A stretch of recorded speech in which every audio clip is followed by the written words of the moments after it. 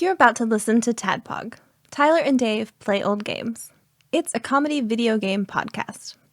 We would like to stress that the hosts are not experts and are really just very crass commentators. Seriously, this is an explicit podcast that happens to talk about video games sometimes. So please enjoy this pretty okay podcast with Tyler and Dave.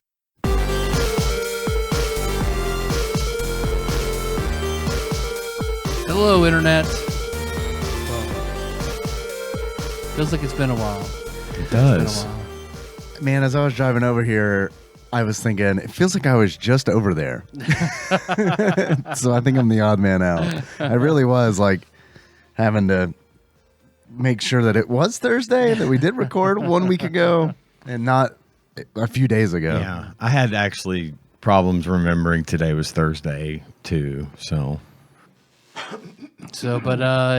Yeah, courtesy of the randomizer telling us, hey, do Mohawk and headphone check. So that's what we're going to be doing. That's what we're going to be talking about. But before just delving into this sweet ass, if Apple made it, it would be called Mohawk game. What you guys been up to? Busy week. I know you heard. No, you've had a busy week. Mine's been busy in a different way. I didn't really watch much stuff this time around. I'm still just kind of burning through Demon Slayer, so there's really not a lot to report on that front. But I had like other stuff happen. We first of all, I have a McDonald's update. It's not great. Hey, any McDonald's update is good news as far as I'm concerned. Well, it's not. It's more of we're still in a pending information. But I actually talked to the person at the office, Penny, right? And who we're definitely going to get on the show. She said, "Yeah, I'll ask her." I said I wasn't going to do it, but fuck it, I'm awesome. Gonna ask her. I'm glad you came around. I wonder what she thinks about Mohawk and headphone jack. I bet she has a copy. That'd be rad. We definitely need to get her on a show. Anyone has a copy of that game needs to, and possibly know where McDonald's fans are. They belong. So they still don't know where the fans are. They're still but they are looking still for pictures of the old lost restaurant. in that goddamn submarine. Yeah, I think they determined that thing is done. They found the remains. Yeah. So by the time this comes out, it's very found. Yeah, it was super found. The moment I heard that not that they found it, but they're like, it's missing. I was like, they're fucking fucked. Dead. They're dead. It's my understanding, I talked to Tanya about it a little bit today because we've been talking about it a lot. I have thoughts on that, but I'm not going to delve too deep into it, if you know what I mean. It's believed at this point that they imploded 2 hours into their mission. Oh, I didn't know it was only 2 hours, and yeah, it was I heard implode, but I didn't hear that. I can't even.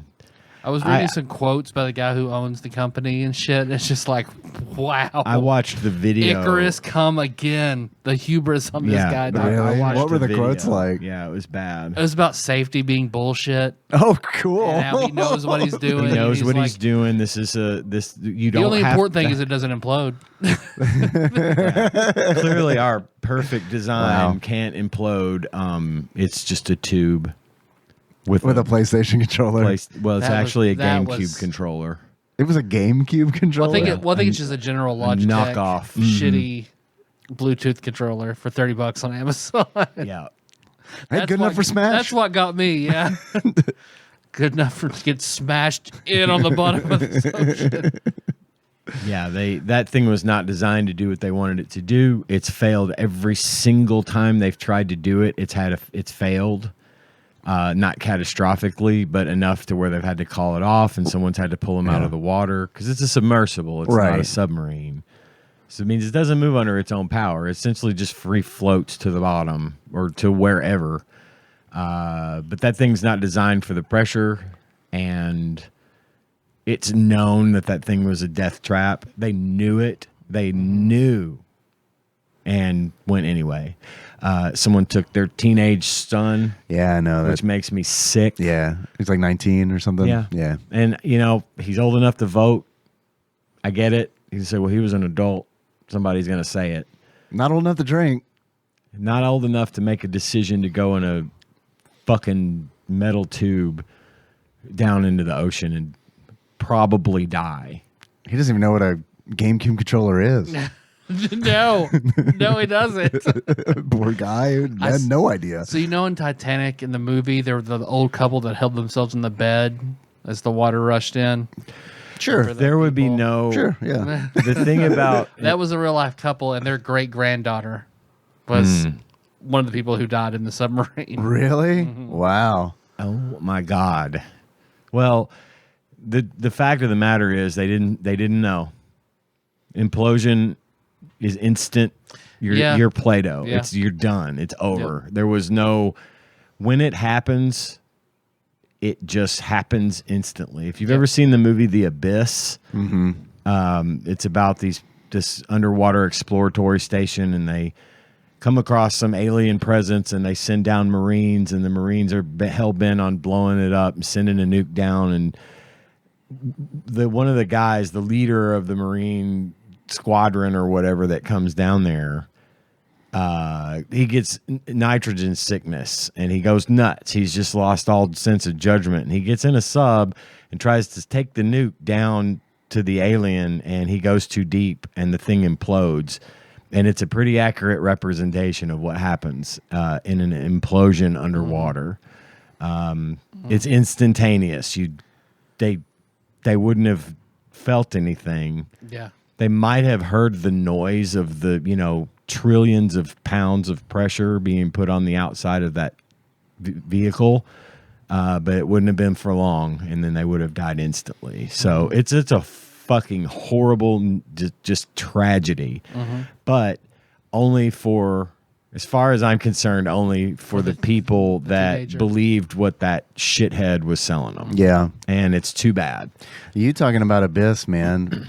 God, it made me want to reread Sphere. I loved that book. After Jurassic Park came out, I read a lot of Michael Crichton. read a as lot well. of Michael Crichton up did until too. it got to the legal stuff or whatever. And I was like, okay, I'm good. Yeah, same. But yeah, I liked Sphere a lot. I never saw the movie. I think it had Sam Jackson in it. I think.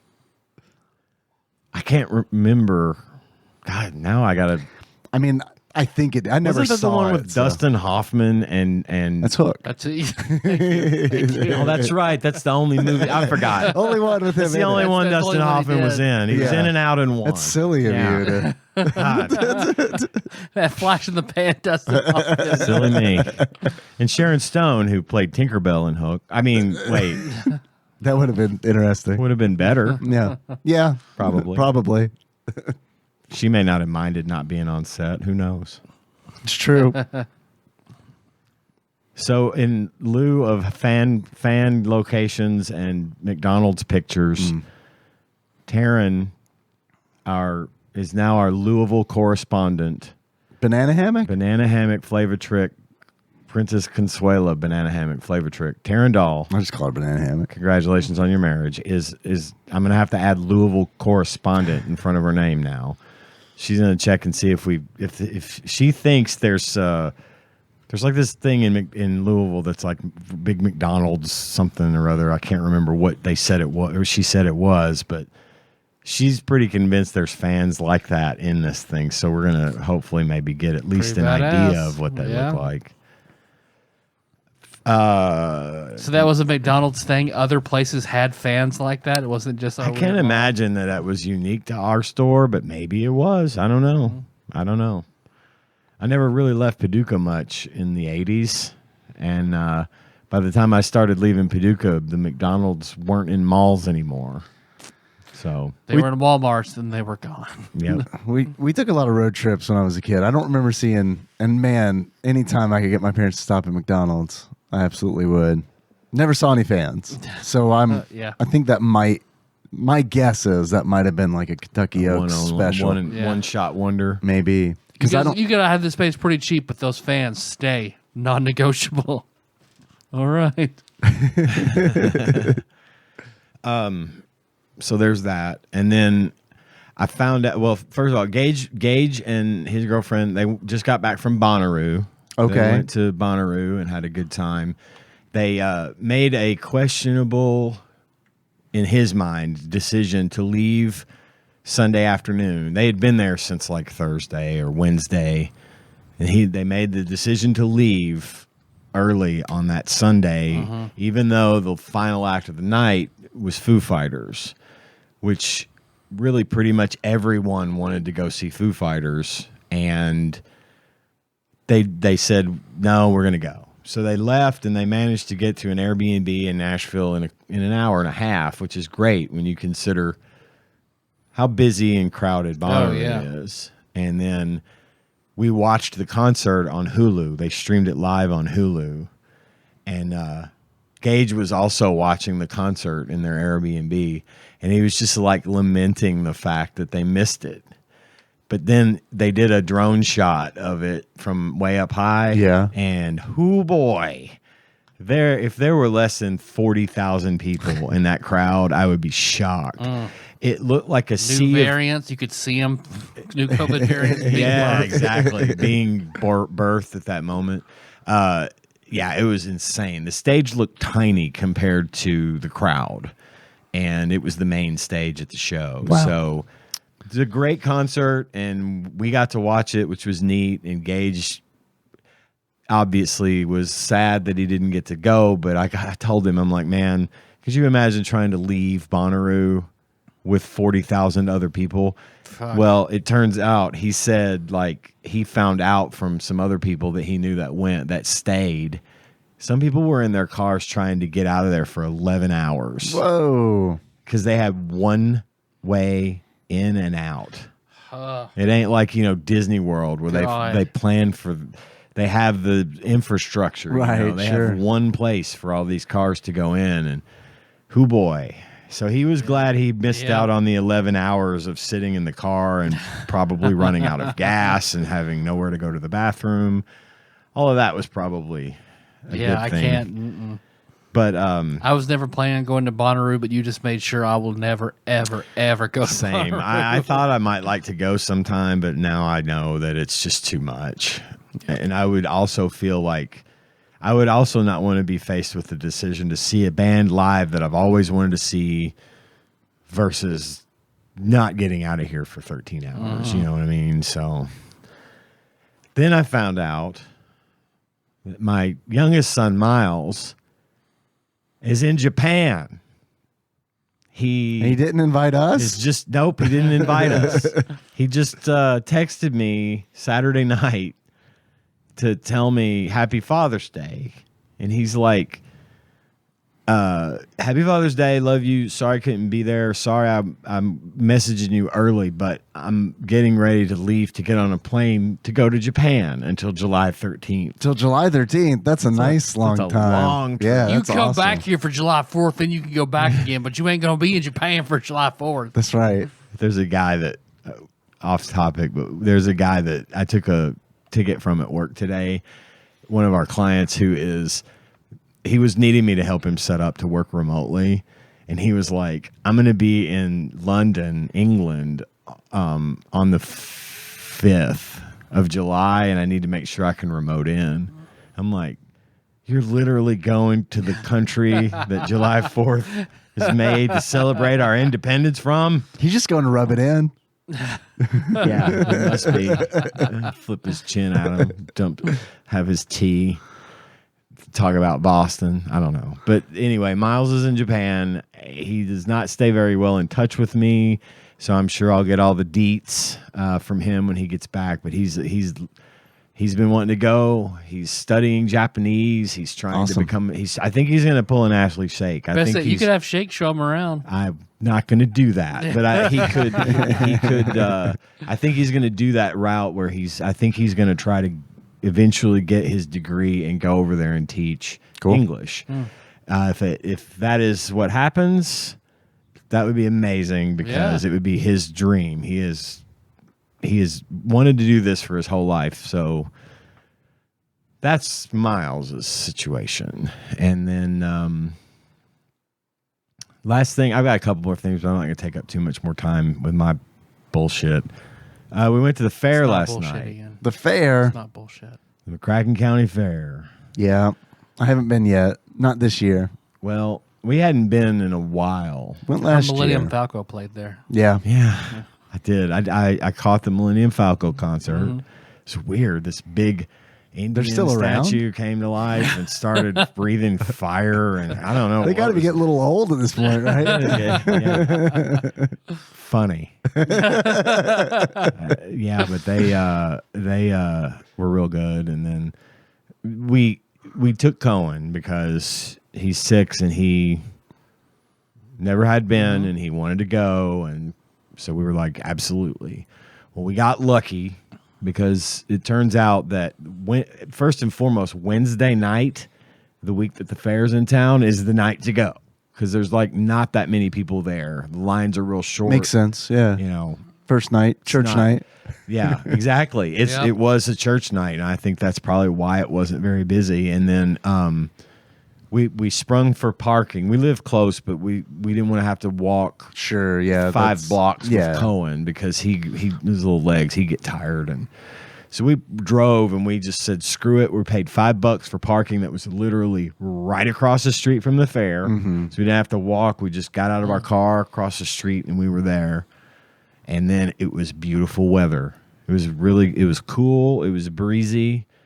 And so we got in and, you know, they had the Gravitron, right? You know, Yeah. the Gravitron. This is the one that looks like a flying saucer that you go inside and then it spins around real fast and the gravity pins you to the wall and you're on this little track, this little pad that's on a track and it raises up and you get pinned to the wall. Well, we were trying to convince Cohen to go on the Gravitron and he wasn't having it. I even told him, I said, listen, if you go on the Gravitron, I'll give you $10. Wow. I was like, I give you $10 if you'll go on the Gravitron. I'll do it. Is the deal still on the table? I'm not going to spoil the story. I'll grab David Spin in a circle real fast if I can have 5. So he's noping out. Nope, not doing it. That's fine. We won't even pressure him. But we pressured him a little, but not like guilted him, you know, just like Just $10 worth. $10 with the pressure. Yeah. That's what I ended with. I was like, look, I'm not going to say anything else about it. No one's going to say anything else about it. You're not being put on the spot here. You don't have to do anything you don't want to do. But if you ride that ride with my guarantee that you're going to be fine, I'll give you $10 when you get off of it. And that was the last we talked about it for a bit. So we go around. So then we get on this one ride. He sees this one called the Tornado, which is like the one that has the swings on it. It's like the center point goes around, but it's got like these pods that hang off, and you sit on it. It's almost like teacups that spin around, and you can spin the teacups. It's a pretty, I mean, compared to the Gravitron, I would have been scared of that one. But he saw it and wanted to ride it. So they rode it. I stayed off because I didn't buy a bracelet. I bought some tickets for me and Tanya, mainly for Tanya to use, and then Gage and his girlfriend and Cohen all had bracelets where you could ride everything as much as you want. Right. So they get on it, spin around doing their thing. I'm watching them the whole time. Cohen gets off. It's like, that was awesome. He loved it. He had such a good time on this thing. And so then they go and ride some more. And finally he gets it in his head that, well, all right, yep, we're going to do the Gravitron. So he went on the Gravitron, and I paid him $10. So the deal's off. Number one, First come, first serve. I get it. yeah, it is.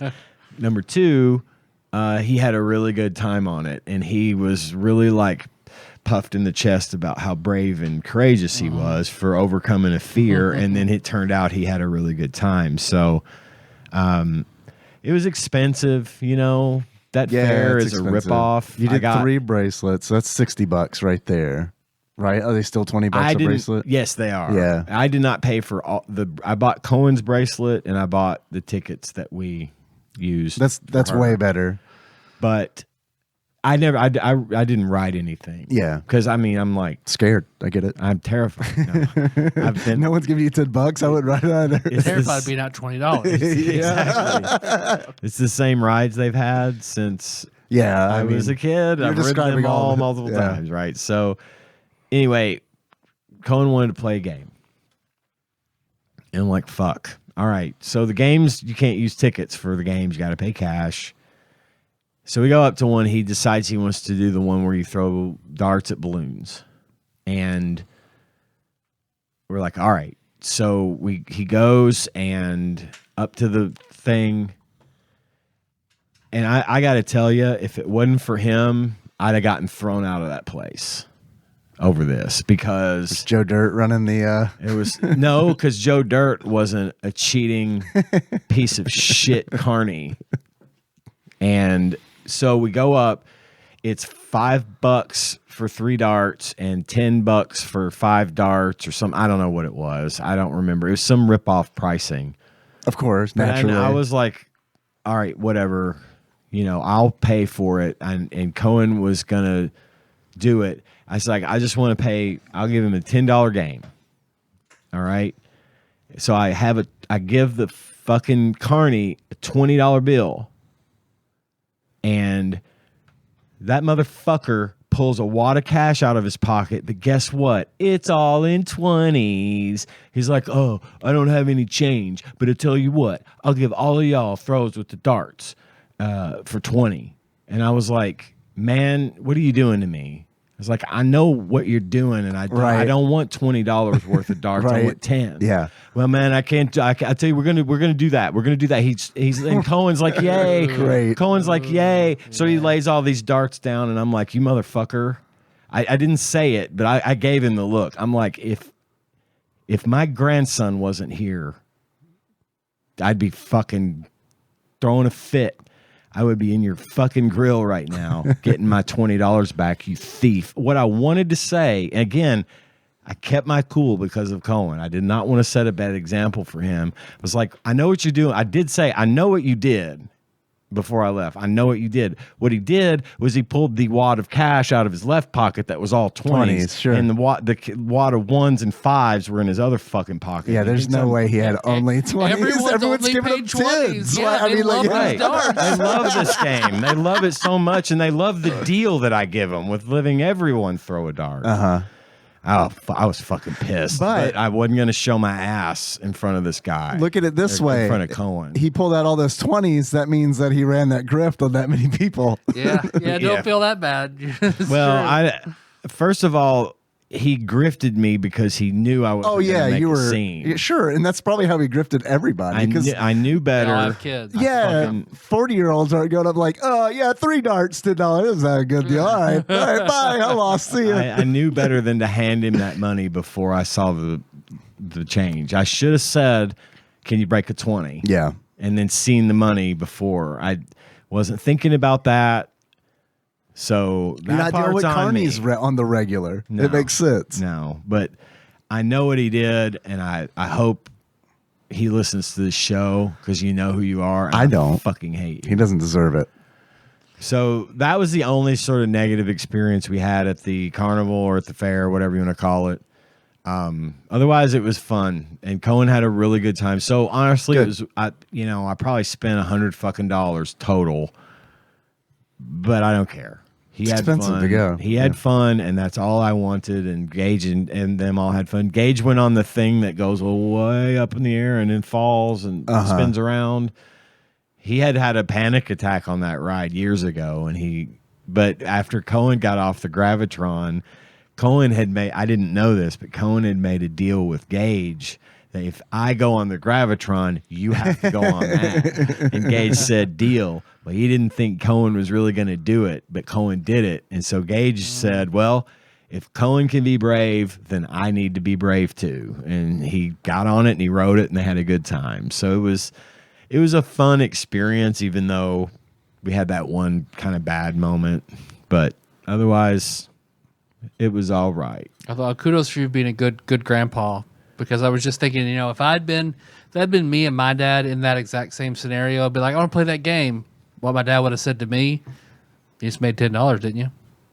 Yeah. So, but you still went over there and paid for it. You want that? My dad would be like, yeah, you paid this $10. That's a good point, yeah. We set the ground rule when we went no games. Like that was, because I just want to get in front of that, because no games, and we found the cheap place to get water, and that's when we're thirsty, we're going there and getting that water. Was the Lions Club of Livingston County or something, all the way over by like the toilets? Yep. Yes, it was. That we found that too. Their water was like $2 cheaper than it was $3. Yeah. It was like everywhere else was $5 and $6 for water. So we did find that one too. They got hamburgers, cheeseburgers, everything you want, and it's like half. Yeah. The cost of everyone else's food. It's the spot. I hate that there weren't people lined up around the block. Yeah, no one because really, it was a local thing Yeah. running it, and I wish they had more people aware of it so that people weren't buying the shit. They put them away. You know what I mean? Because it's by the shitter. Yeah. No one wants to buy their hamburger and smell the outhouses at the same time. I don't know. I would. I'm not saying I want that, but it's worth I'll the price deal with it. difference. Yeah. It's not like I'm going to eat it there. I'll buy here and walk over there for, Right. for $2. Excuse me, can I eat this next to the latrine?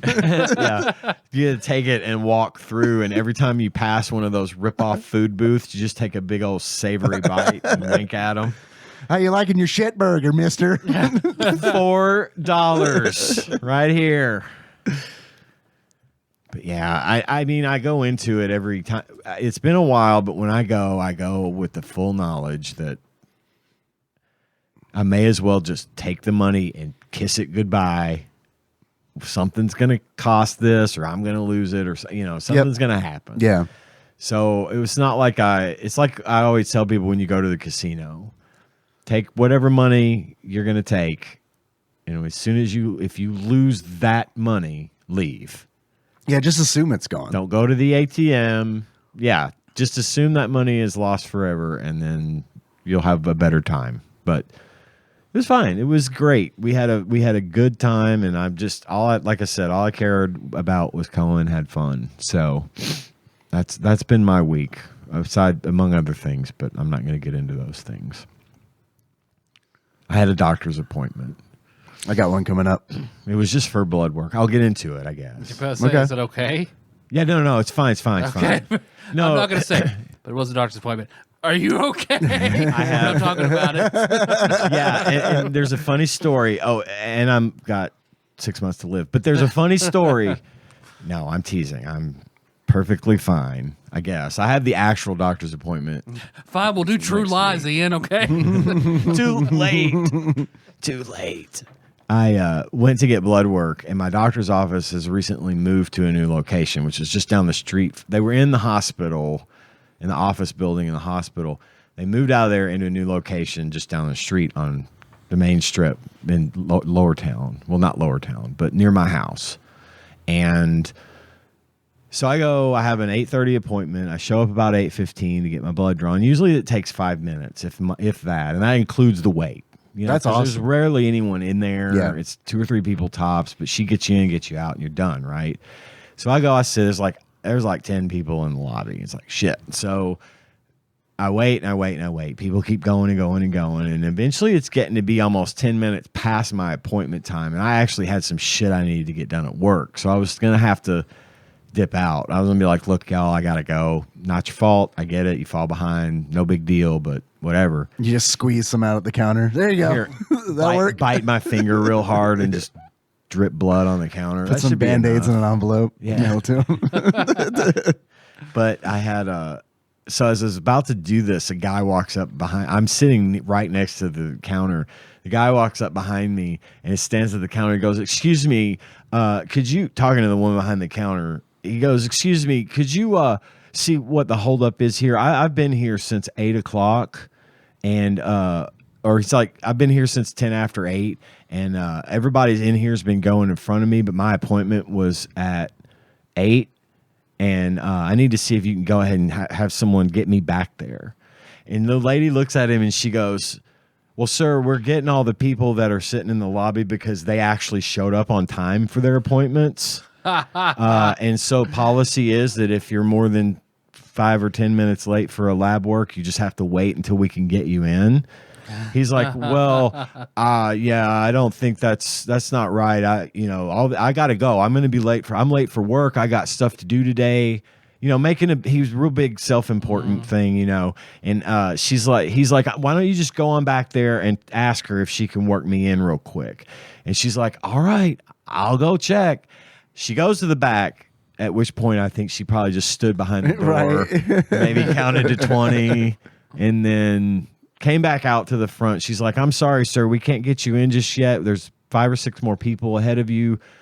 Again, they were here for their appointments on time, so we have to do it. And by the way, everyone's running a little behind because you were late. And he's like, well, I wouldn't have been late if I had known that your office had moved. Because it just recently happened. Mm-hmm. But I don't mean like last week, though. It's been there for 6 months. But he's like, I was up on the 4th floor of the hospital and I didn't even know. And I had to come all the way back down and come over here. And that's why I was late. And she's like, well, sir, we can either reschedule your appointment or you can wait and we can try to get you in here in a little bit. So anyway, at that moment, the door opens and they call me. And so I stood up, turned to the lady behind the counter, winked at her, and strutted my way on back. Make a big show of it, right? So I sit down in the chair. She puts the needle in my arm. She's pumping the blood out, whatever. And there's windows in this office. So I look, and the guy that was complaining is fucking walking past the windows on his cell phone, just, gesticulating and being all fucking huffy about, storming through the parking lot. You could just tell he's pissed, right? I look at her, and I'm like, look, for what it's worth, I happen to know for a fact that that guy got the same 2 emails, 2 text messages, and at least 1 voicemail reminding me that the office had moved, and he just wasn't paying attention. And then she like pulls the needle out of my arm, puts the thing on there, and is like, that guy has been here twice. To this office. She said he's lying through his teeth. He was late because he's entitled. She said he's late because he's an entitled prick, and he always wants this special treatment. And every time he's late and he didn't get his way, he storms off. And I said she said they came back and asked me, could I work him in? And I said, yeah, but I'm not going to. And I'm like, well, thanks for not working him in. Yeah. And she's like, well, that's just what happens when you're an entitled prick. Treat the people that interact with you, that work for the places that you go, with respect, and show up on time for your appointments. That's hard to do. The first one's easy. The second one's harder. I'm usually in there like at the time, Yeah. It's like, all right, I'm supposed to get in there. You got that paper? Fill that paper out real quick. My doctor now has this thing where you can like pre-register online. Oh, that's rad. Everything. You can like even prepay for your copay if you need to. That's nice too, yeah. So you can just basically don't have to fill out the paperwork or anything. Yeah. And that's what I had done for this, was just checked in already. But yeah, you could be 1 or 2 minutes late. That's acceptable. That's understandable. There's things that are beyond your control. And the lady that did the blood work, she was like, and even if he were telling the truth about going to the old office, it's not like we're across town. We're literally, I can see that office from here. She's like looking at the hospital. She's like, I can see it from here. It's not like he had to drive 30 minutes to get here. So anyway, that's all I had in lieu of, summarizing television shows and movies that I've watched, because I didn't do anything this week, entertainment wise. I watched some things, not a lot. I'm caught up with the current season of Always Sunny, which that feels good. I like that show.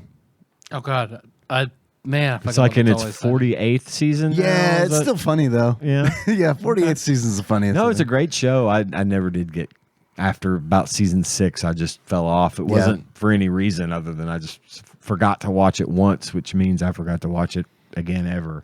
It's a great show. Yeah, I love it. And then I watched, this was actually a while ago, I just forgot to mention it. I Think You Should Leave with Tim Robinson.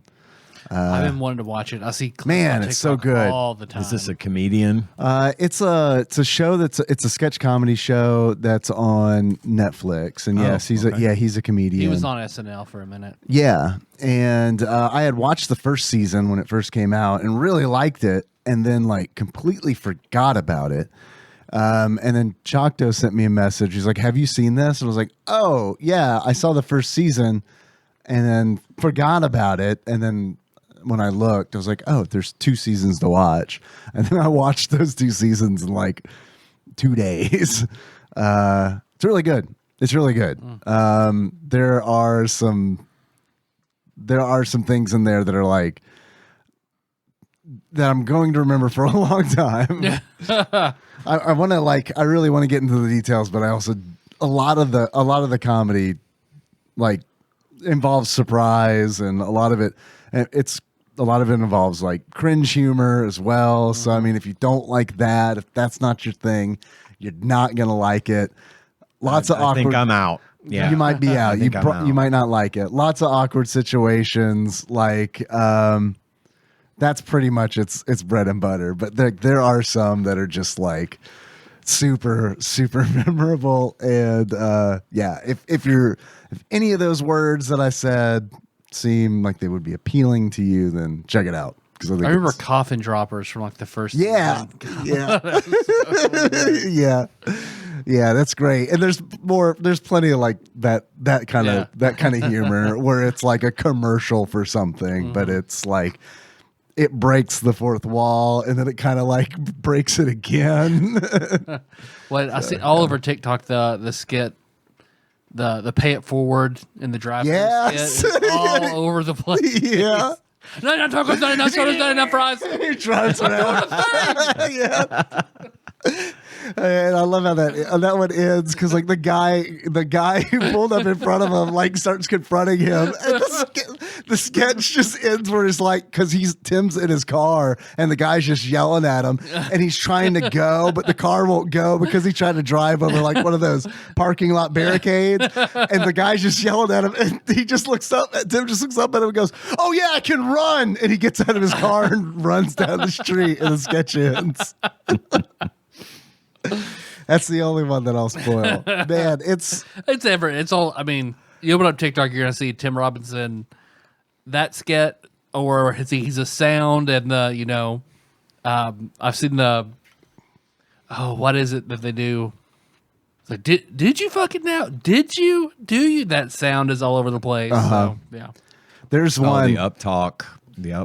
Yeah. Yeah. I know what you're talking about. There's Did you though? Did you Really? Get a little higher. Pig with a Nixon mask is like, that's all I'm gonna say.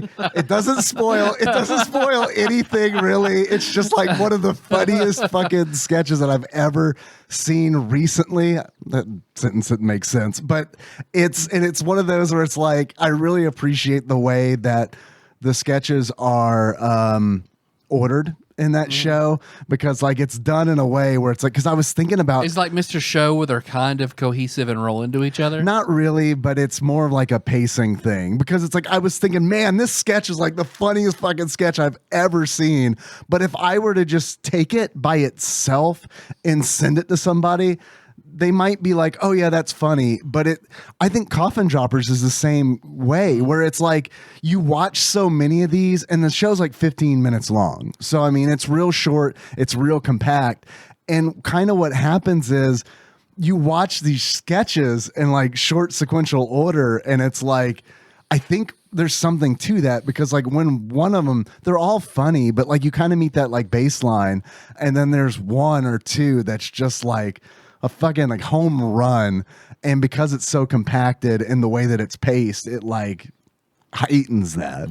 And I think that Pig with a Nixon mask was like, that was like one of those where it's like, I can't send this to anybody because I feel like they need the like build up to it, and like, that's all part of it. But yeah, I think it's a great show. I think if you like that kind of humor, then I think you'll like it a lot. It's kind of dark too, and it's got some morbid bits, and it's like, so all those things combined, it's like, yeah, it's nice. Good deal. And I saw Kyle Kinane in St. Louis Shit. this weekend with Dennis. Shit, that's awesome. God, I love Kyle Kinane. Yeah. Man. It was a great show. I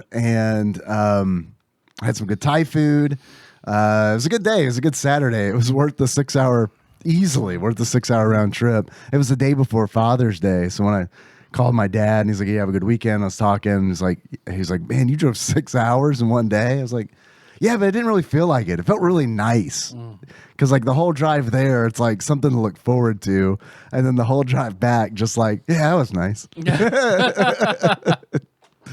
But yeah, it was a good show for sure. It kind of makes up for me deciding to not see Jerry Seinfeld in Vegas a little bit. So it's nice to get like a little bit of a stand-up hit. Yeah. That's awesome. That's really awesome. Yeah, it was a good show. And that's kind of it. Played some Diablo 4, still doing that Necromancer hardcore. Got my PC Still working. alive. Still alive for now, like level 35-ish. So, but I'm going to have to take a break because Final Fantasy 16 came out today. I bought it on lunch and was like, I guess I'll play this sometime. Maybe tomorrow, maybe. Yeah.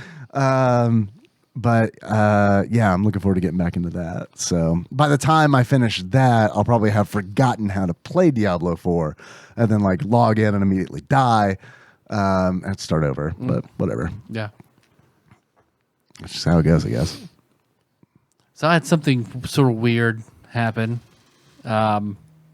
So I got on LinkedIn, and Saw you on there. Yeah. We're We first tier connections. First tier connection, baby. I know. So I've just been getting into that, trying to establish more connections, do all the business type stuff. And Zerg rush that. yeah, exactly. Yeah. Well, because I noticed like applying for jobs on there is like super easy. I'm happy where I'm at. I'm not looking for a job, but like they're everywhere, and it's like, hey, you'd be good for this remote job that pays $150,000. Okay.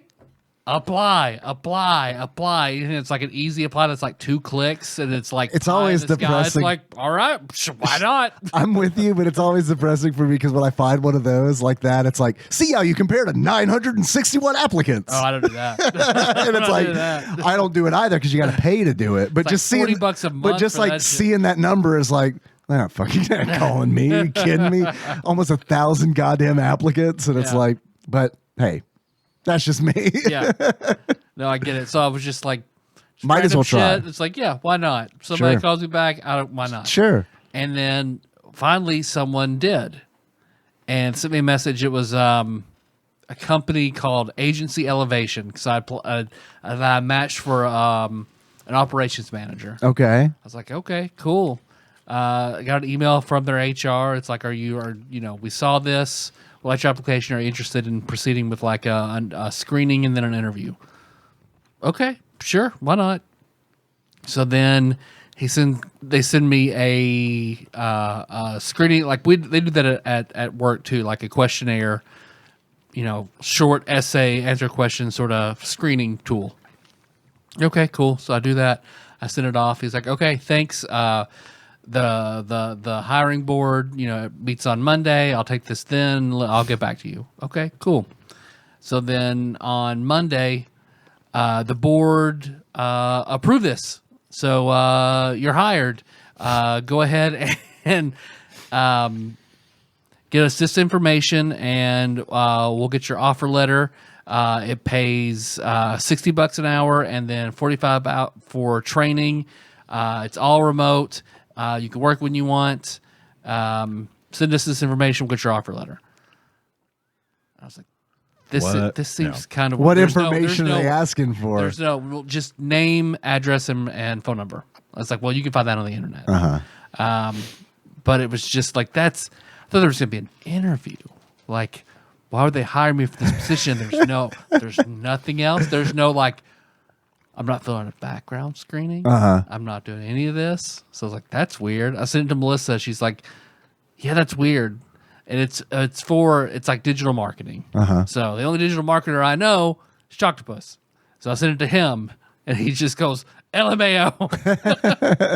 It's like, yeah. He's like, they just hired you without, red flag. It's like, okay, so I emailed that guy back, and I was like, I do have a few questions about the position. Can we do like a face-to-face Zoom sometime? But I go ahead and email the other email he told me to email with my basic information, so I get the offer letter. So that guy, another guy, tells me, we'll send a check to your house. We need you to split up your mobile office.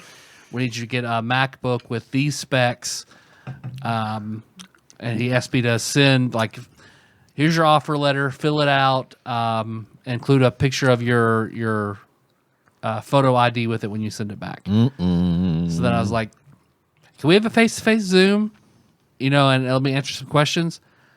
That was like 4 days ago. I haven't heard back from either one of them. So when do you start? He's already hired. Yeah, I'm not tired. I started. Just waiting for my Waiting for that check to roll in.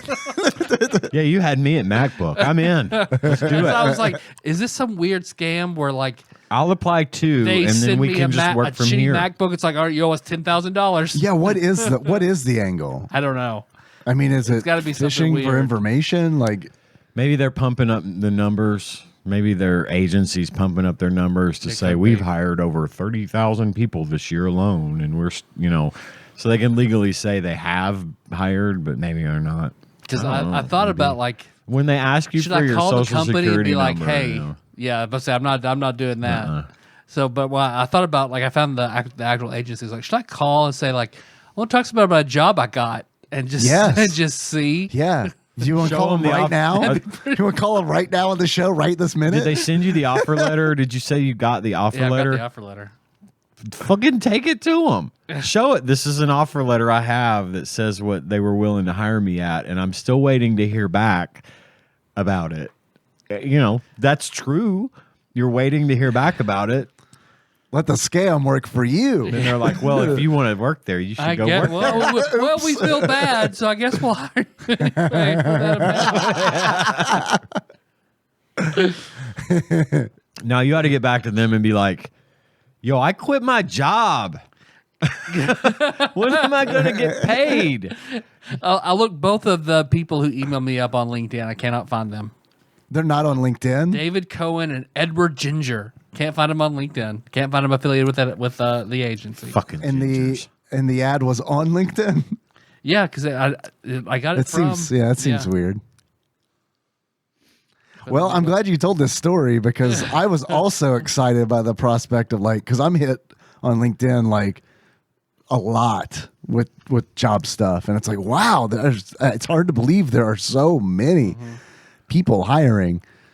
So maybe they're not. Maybe they're not. So yeah, I just thought it was weird, and then it's like, oh well, I never heard back from them. So oh well. It's only been 4 days. I'm happy with my job, but that's funny. So yeah, otherwise work has been really busy. So I'm glad we got the game that we got this week. So I didn't have to spend much time on it at all. We're at almost an hour. Do you want to stop and have a little break and then start talking about the game?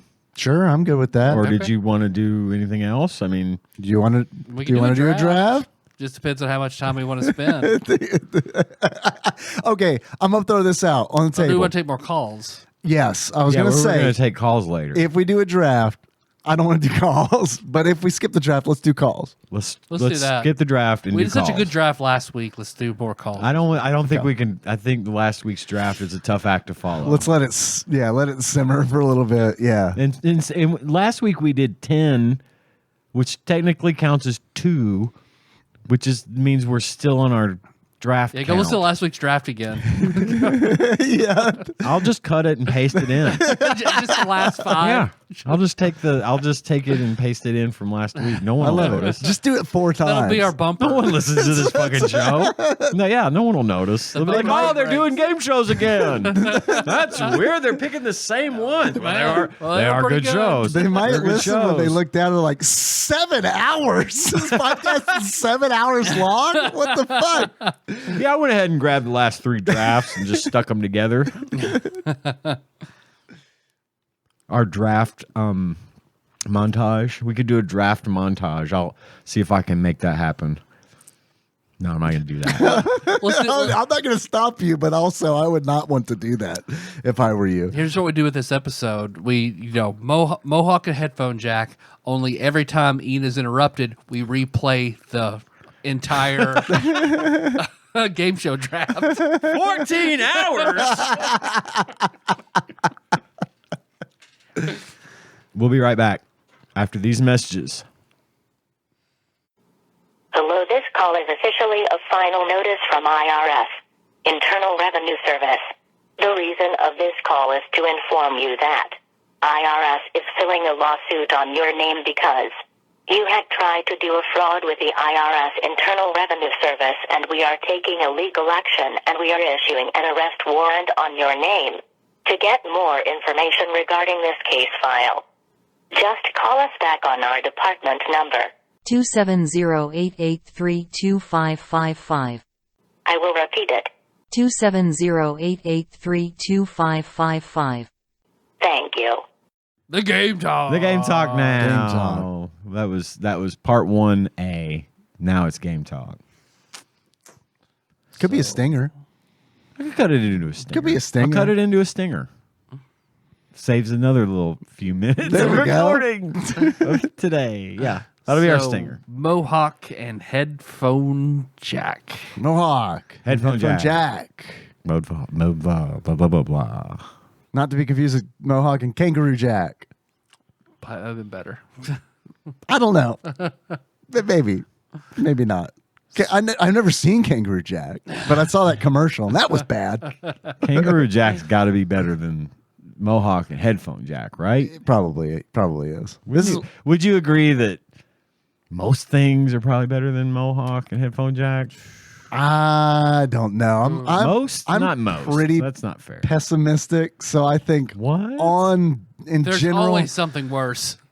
there are a lot of things worse than Mohawk and headphone jack, like a root canal or At least a root canal accomplishes something. I mean, that's true. That is a good point. So the box art. What did you guys think about the box art? It was radical. It's 90s af. 90s horrific. It's radical. So a movie. If you were to compare your experience with this game to a movie, what would it be? I didn't have a movie this time. One thing I did want to say about the box art. Besides being garish and ugly, I thought it was very interesting. There's a little badge on the front that says that you get a collector's phone card inside. I didn't notice that. With 5 free minutes of tips and tricks. So you can call and get 5 minutes of pre-recorded tips and tricks from Mohawk and headphone God, jack. I wish I'd have noticed that. 'Cause you know- God, you're fucking right. You man. know that they would have answered, the recording would have been, yo, dude. It's Mohawk. It's Mohawk here with some cool and awesome radical tips to get through our game. Take your fucking Dramamine. See ya. That's your tip. Now I'm going to play cool rock music for the next 4 minutes and 10 seconds.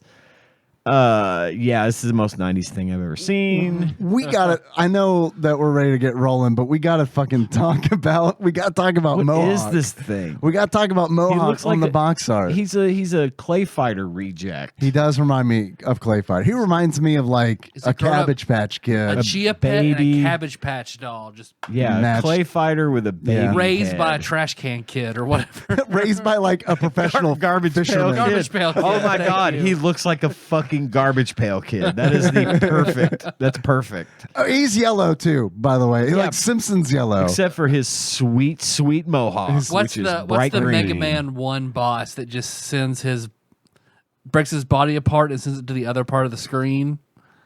I don't know. He's like the jacked version of that boss. You gotta ask the other one. I don't know. The one who likes coconut. Okay. He's wearing a Walkman. He's got his wraparound shades on. He's we forgot to mention he's nude. Totally. He's not wearing any clothes completely nude. at all. He's genital free as far.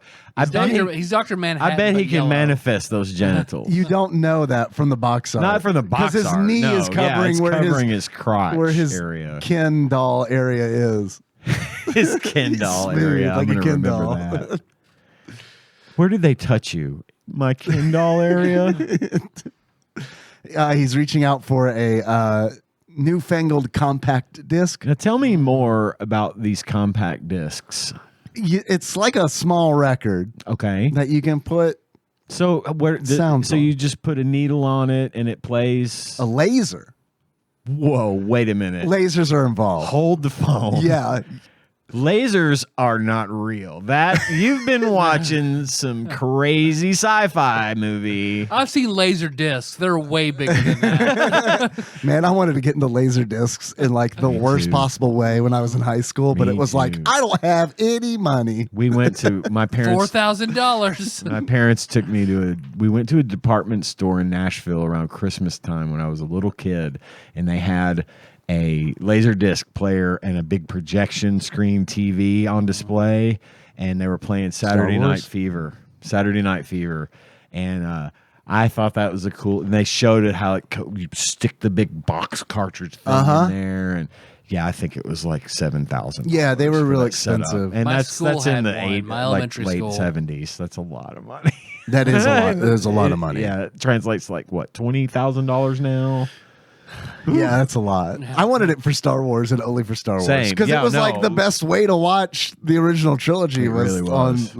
on those, and it might still be. Well, and when I first saw this thing, there That's were crazy like to think about, but yeah, you're probably right. yeah, there were like 10 movies on Laserdisc. Yeah, when I it wasn't- when I first found out about Yeah. it, and my dad was like, "Well, how many movies are there?" And well, there's not many right yet, but Dad's like, It's the future, though. They'll all be on there one day. "No, really, how many?" Well, right now we have a catalog of about 20 movies that you can choose from. 20 movies? No, man. I watched 20 Yeah. movies yesterday. That's where I get it. Yeah, so Laserdisc. I saw the Angry Video Game Nerd has a Laserdisc collection that he shows up in his video game store or whatever. That's pretty That cool. is a neat thing to collect. If I had video game nerd money, I probably would also have a laser disc and a laser disc collection, but I don't. So All right, so Plex server for me. the real best so I way make to watch bootleg the original Laserdiscs. trilogy, absolutely free. Okay, seriously though, tell me more about these compact discs. One day you'll be able to put these compact discs in your car. Can you imagine the that? front door? And then you can be like, I want to hear ants marching. Number 3. what? And it just plays just it. like that. You don't so have you to got no, forget about Wait it. a minute. Now I know you're fucking lying. I'm not. Oh It's my god. real and it's the future. Future is now, baby. And it actually is still a pretty good way to get good uncompressed audio. It is. It's the last way to get a raw audio. But I don't fuck with it, but I know that people do, you know. so do you think Mohawk is running around with a compact disc or a cassette player? You know what? It looks like a 'Cause it cassette looks like a player to fucking me. cassette player. So why is he collecting compact discs? That's a great question. He's going to sell them all to buy more cassettes. Well, Sinesh Drunk said he was getting all the discarded AOL. The AOL So it's an online environmental CDs, thing. Yes, yes. He's saving the environment one CD at a time. maybe his portable Discman doesn't have skip protection, so he has to use his Walkman when he's doing gravity-defying platforming that is found in this video. I game. felt like it was probably a skip protection thing too, because you can barely walk down the sidewalk with one of those things and it not skip, much less all the crazy antics Mohawk gets up to in this game. Which is a lot more than just riding the school bus, where mine would skip constantly. Yeah. Hold it very still. Uh-huh. I need to keep it balanced. Making like a shock system out of my elbow and forearm. One of those Sony Steadicam type deals going. Yeah, or like a spider mic mount. Yeah, what are you doing? Listening to a CD. What does it look like? Well, if you were to compare your experiences to a movie, What would it be? Well, I didn't do a movie. I couldn't Or a come celebrity, up. or a I couldn't TV come up with show. it. I said Saved by the Bell. And I only said that because that's Mohawk like is the trash. next 90s thing I can think of, Anything any movie or TV show that features lots of pastel colored triangles or really hip cool references to pop culture, I guess, I don't know. This game skeeved me the fuck out, and just because it was so unnecessary. And it just reminded me of a lot of the early 90s. Again, it's almost like not nearly in a worse way than like Dinosity. How the cover of that, the kid's wearing his Walkman and his sunglasses and his dinosaur pal is chilling behind him. And I don't know, stuff like that. At least that had something I could relate to, but this game didn't. Now, Ian, what if I told you this game has to be an early Super Nintendo release, right?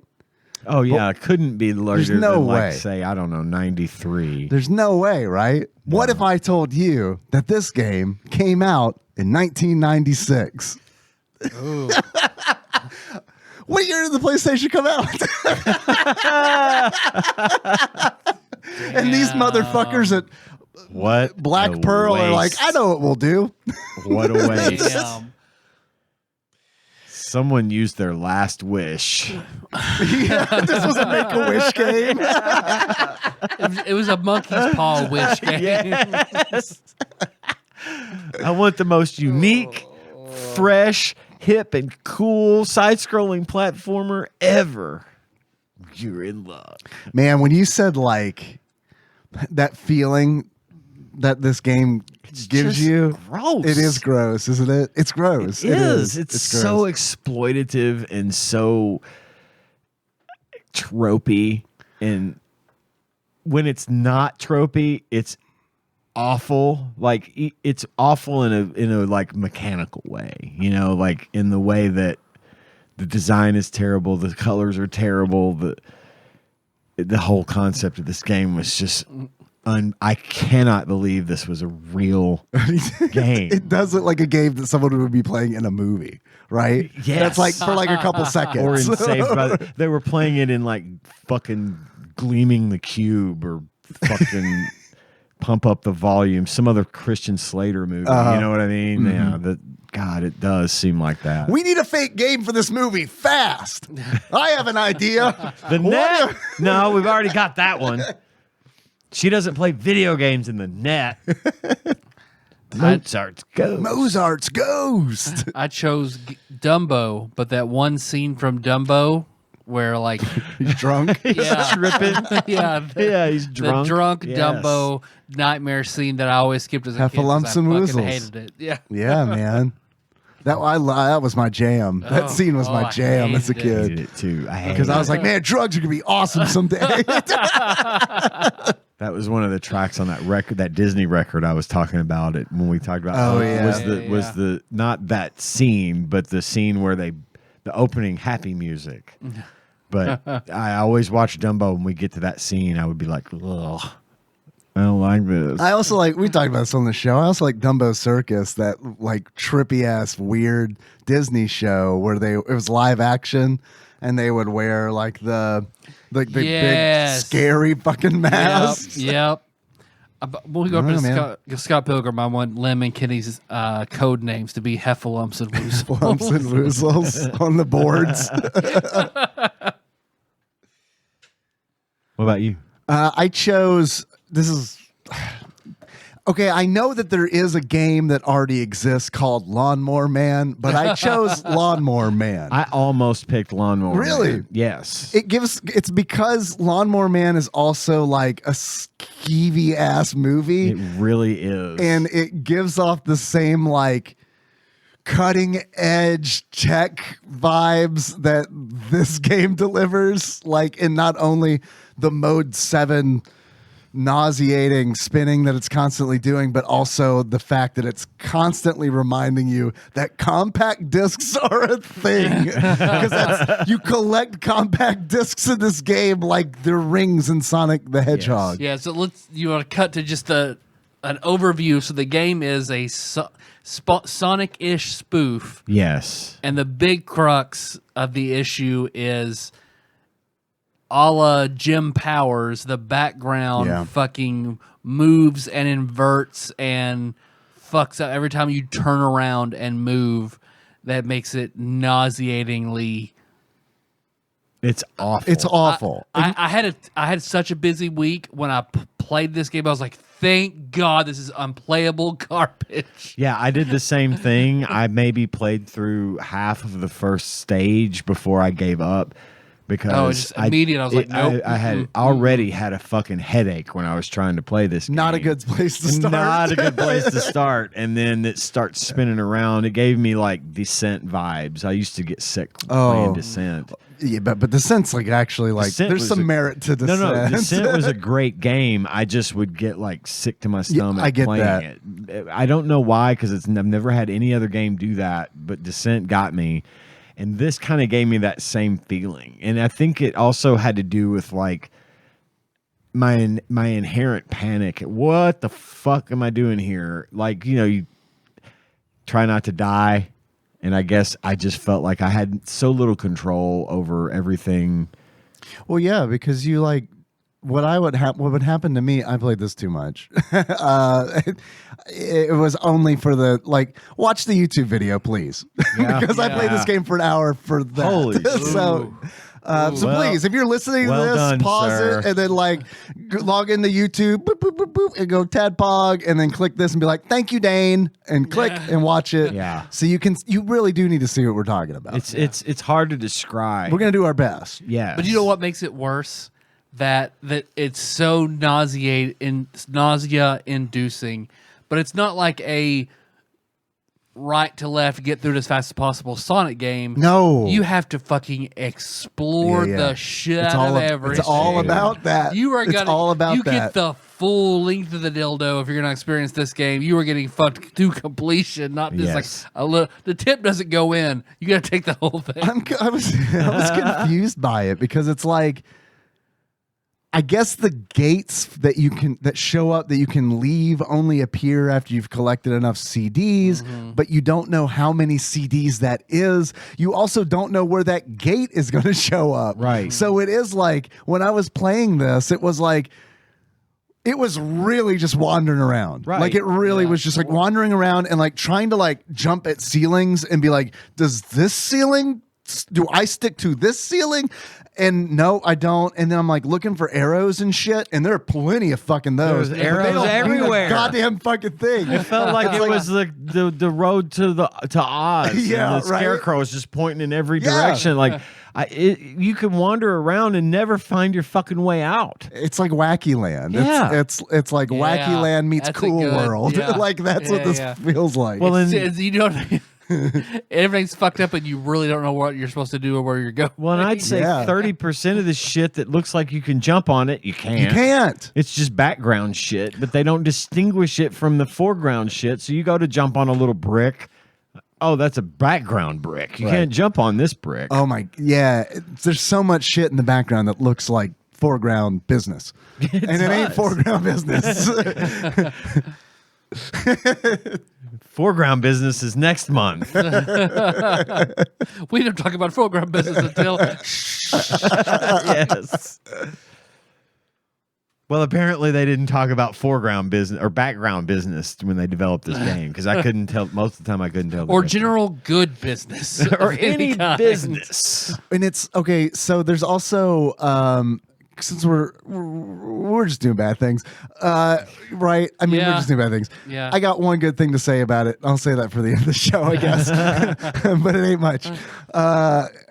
So like, it's called Mohawk and Headphone Jack, and the reason it's called that is because the second player plays as Headphone Jack.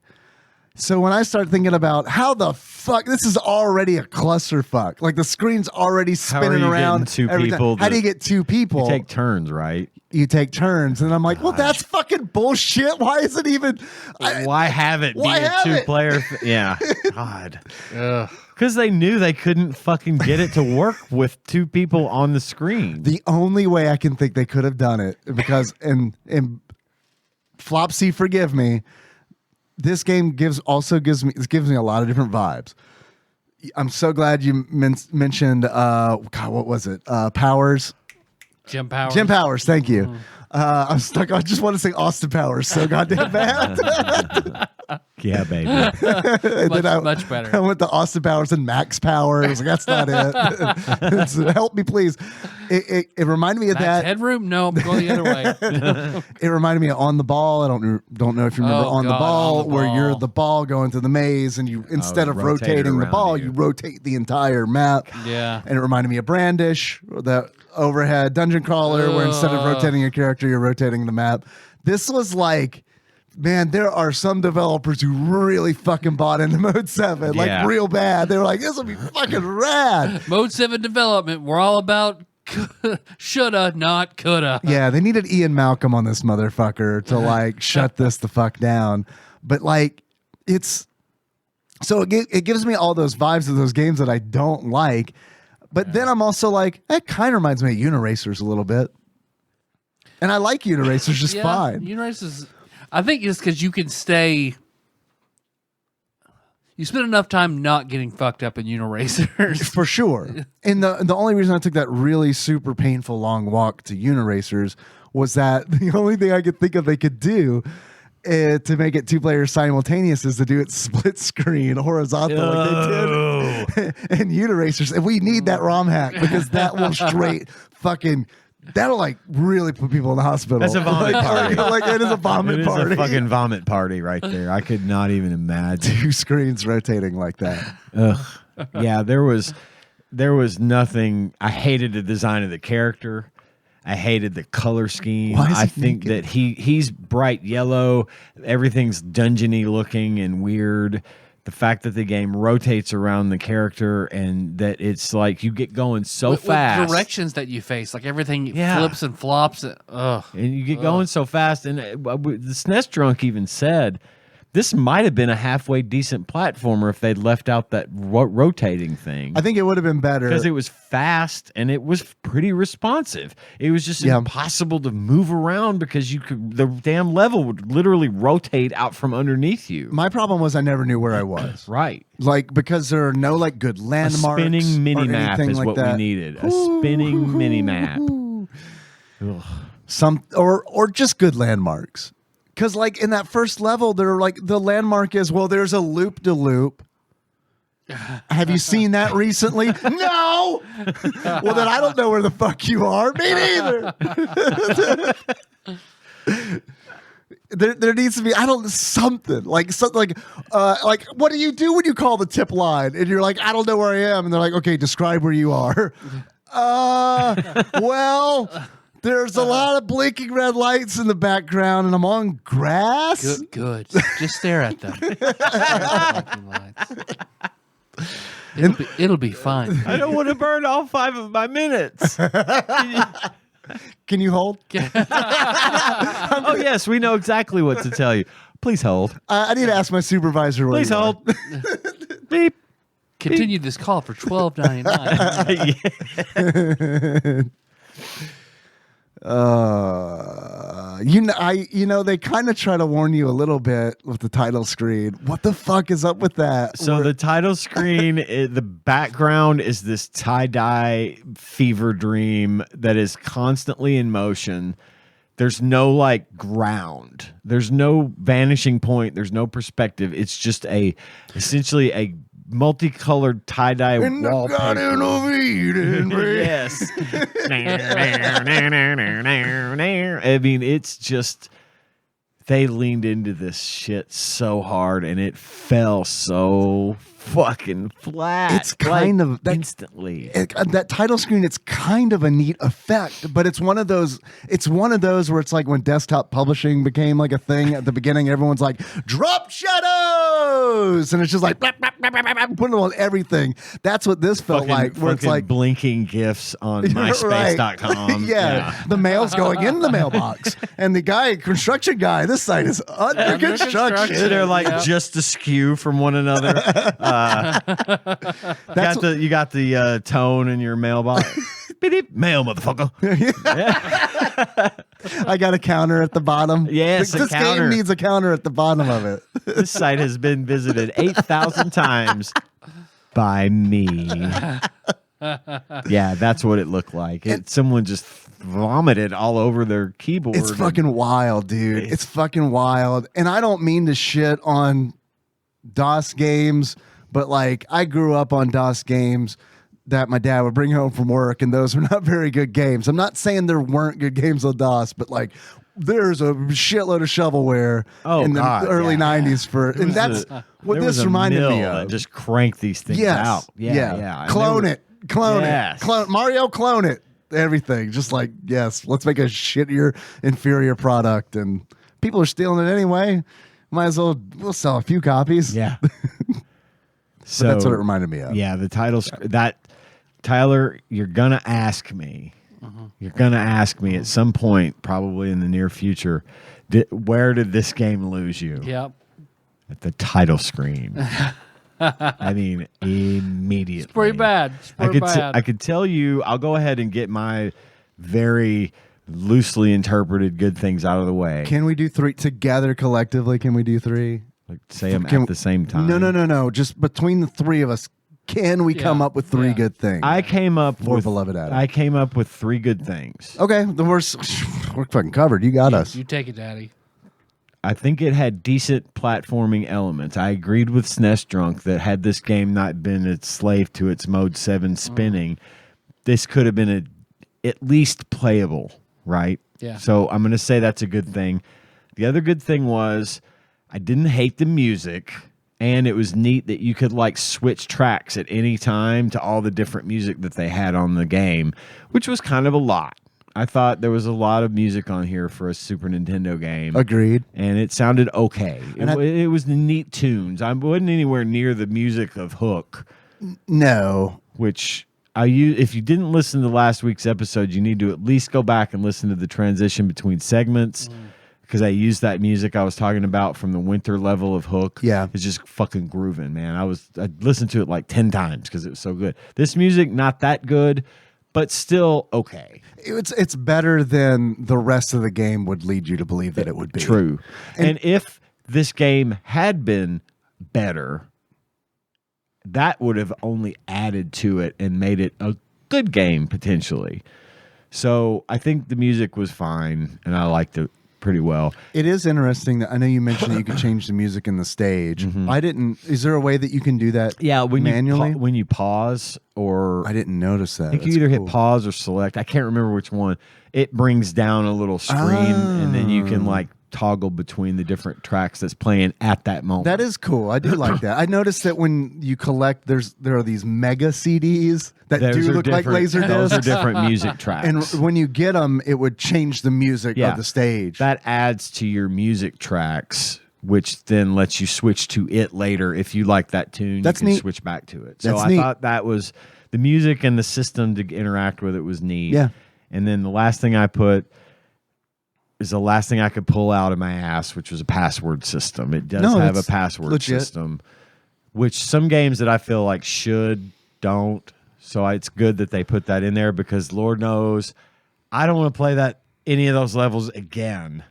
You know, I don't have to go back to the beginning and play that first level if I get to level 2, 3, 4, whatever it is. I'm glad I can put in a password to skip and get up to it. They're short passwords too. Yeah, that's always nice as opposed to like the enter 48 characters. Those yeah, it's like 6 characters. So the horse can stay in the back, cryogenically frozen. I'm not gonna have to drag it out and beat it. feel like the pixels were too big. Yeah, sprites pretty small. There were some decent little animations. I thought it had some neat, like when you die, you split into little pieces, your arms and head fall off or something. I mean, again, they put some attention to some detail in here. It just fucking choked on the design of the game. I left out a game earlier when I was comparing it to other Super Nintendo games.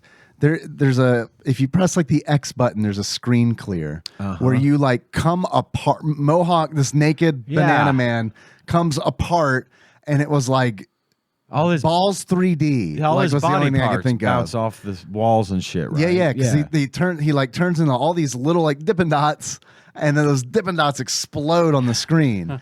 And all I could think of was open wide for Chunky. That's some balls. That's some balls 3D shit right there. What was the little floating amoeba thing up in the left-hand corner that was always there? Was that like a life meter or something? No, those you're talking about those. Act like you don't know what he's talking about.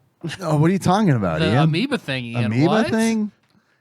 I mean, you guys see you guys see the clown standing over in the corner eating from the dead horse, right? You see that. He's got those amoebas on him too. He's fucking the shirt monster. I thought that's who that was. He's Sure. barely recognizable at this point. It's all stiff and Who, the clown or the horse? both. Those three things, man. My movie should have been Critters because that's what that's Those what do look that's what like they critters. reminded me Yes, of. It's Critters. Oh, thank God he did see them. Critters was a movie that, man, I fucking loved as a kid. As an adult, I can't. I fall asleep every time. I'm like, it's get to boring. the Critters. It takes too long to get to the Critters. does It's like, take this is too not long. a serious movie. Just show me the fucking Critters. I hadn't.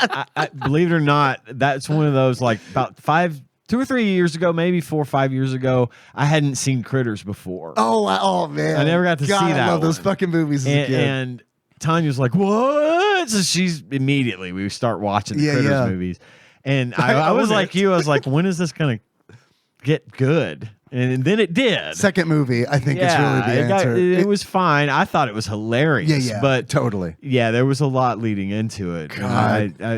Critters I gave me missed out. that. Critters gave me that Tremors high that I could, that I could no longer get from Tremors. I was like, I need Tremors, but like a koosh ball form.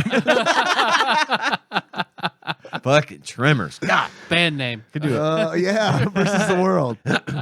I could do a podcast on Tremors. You and Josh, 6 of them. I bet Josh's dad. Oh fuck. Yeah. There's 6. And by proxy, Josh's mom, who's forced to watch Trevor. There I are would 6 listen- Tremors movies. I am not Renee? kidding. Trevor's I son. would listen to the fuck out of that podcast. That's how we would open the show. That's the name of the podcast. Renee Tremors is on. Trademark, copyright TADPOG Studios. God, that is fucking good. But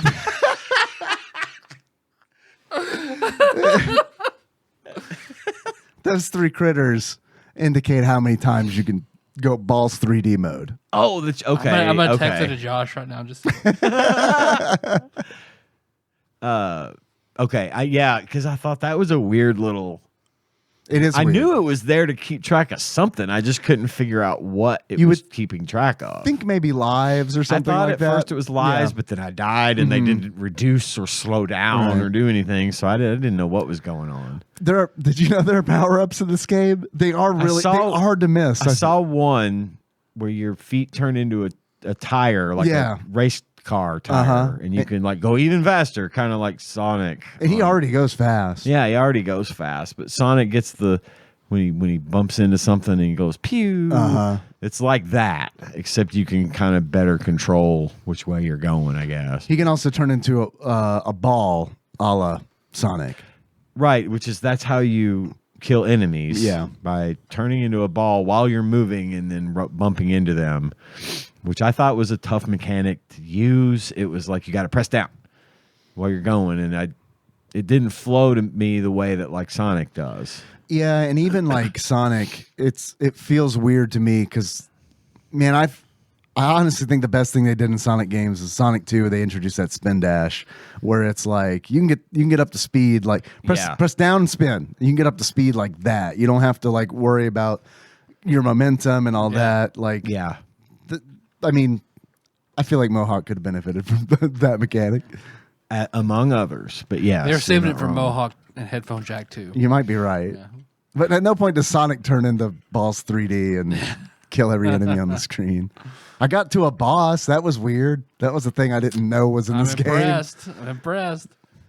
I didn't beat it. Was it the octopus that's on the box art? No, I wished, because that guy looked cool. This looked like that like meme of like the spider Thomas the Train. Mm-hmm. It looked like that, but instead of Thomas the Train's face, it had like a Walmart smiley face on it. Oh, it's a chthonic horror that just comes out. Pretty much, and it fires like rockets and stuff. And like, what sucks about it is like because you have to jump at him and hit him in ball form, but like he fires like heat-seeking rockets at you, and those hurt you regardless of whether or not you're in ball form or not. It's kind of one of those where it's like, I'm sure if I sat down and like dedicated some time to it, it'd be like no problem. But the problem is that the game is bad, and therefore I don't want to do it. You know what I mean? You're not invested. Right, not invested at all. It's just kind of like, oh, okay, I died. I guess I don't know, go this way this time. Right.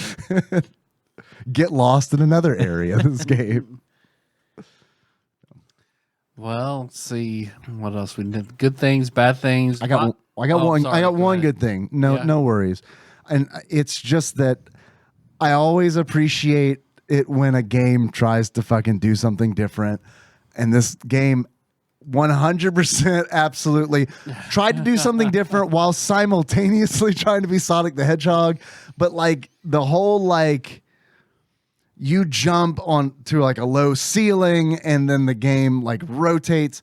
They were trying something there. Yeah. It sucked, but they were like, they tried it and they fucking went for it. Yeah. Like full bore. They were just like, they were all in. They're like, fuck it.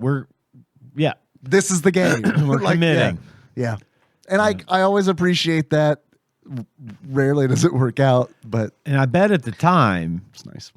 the devs thought, this is great.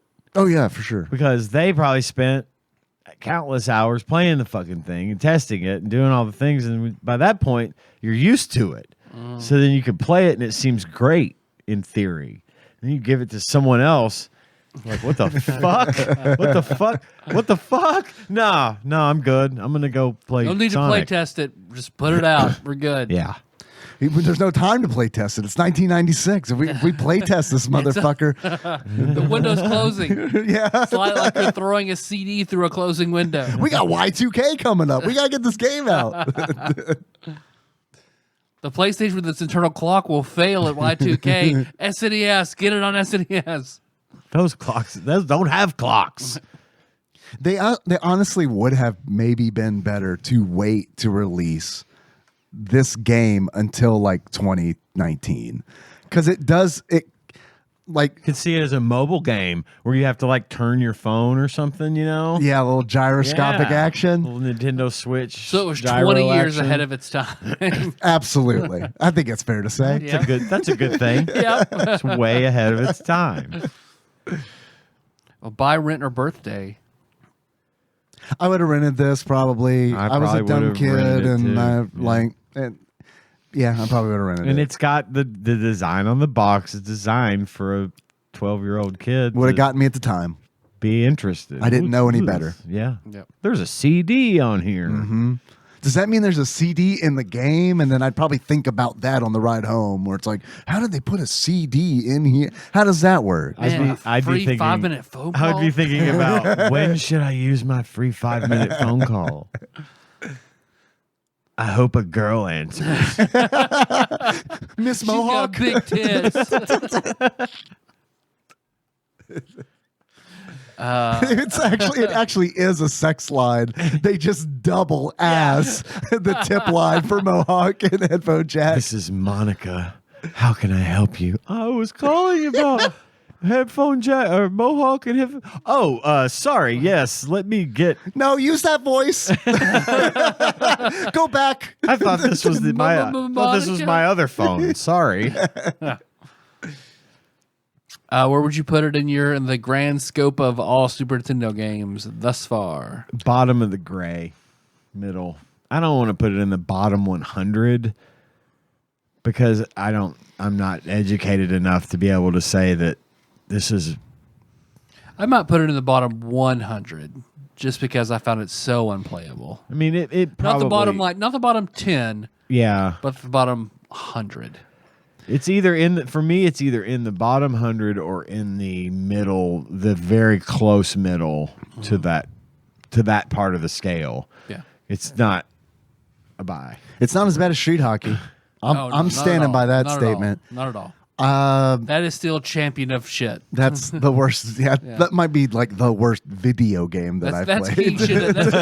That's King Shit of Fuck Mountain still. Yeah, for sure. But I could see it being bottom 100. If it's not bottom 100, it's close. And the only reason I say that is because when I was playing this, I was thinking I'd rather be playing Home Improvement. Like that is, and I don't like that game at all. Yeah. But like, it reminded me of Home Improvement in a way where also in Home Improvement, I'm just wandering around this level. Like, is this a game? Like dinosaurs? But at least, I gotta say, at least Home Improvement was based on something that you could relate to. That is true. In a way, it could be a bad game, but have a friendly enough IPO or whatever. You know what I mean? Like just whatever its branding is. But this had the disadvantage of being just a made up character. We just made it up. And it very much was like, unless there's some like Japanese manga from the 90s that based on Mohawk and headphone jack. I might read that if that were true, just to check it out. Yeah, there I would be interested because you know it's fucked up. Where did Stick go? That's what I want to know. Turns out Chainsaw Man's really derivative of Mohawk and Headphone Jack. Man, it'd be great if next week I come back. I'm like wearing Mohawk and Headphone Jack like shirts and shit. Hey, if I find a Mohawk and Headphone Jack shirt out in the wild, I'm fucking buying it. Yeah, you bet your ass. Although, like, I say that, but also like when I saw that that extra large Jimi Hendrix shirt that I wanted to get my dad, and I was like $70. Yeah, no, I mean like on a clearance rack for $3. 15. I'll go as high as 15 on 15. Headphone jack. I mean, I only gave $6 for the one I'm wearing. Nice, that's a nice shirt. Thanks. Oh shit. See what else? Achievements? You guys have any achievements for this? Oh, I probably should have done that. Me too. I can come up with. I got this bonus track. I procrastinated and I got so busy at work today. I got about halfway through my to-do list for the show and forgot. And I got here and I was like, I don't have any achievements. I might be able to one up that. I did achievements. Forgot I did them.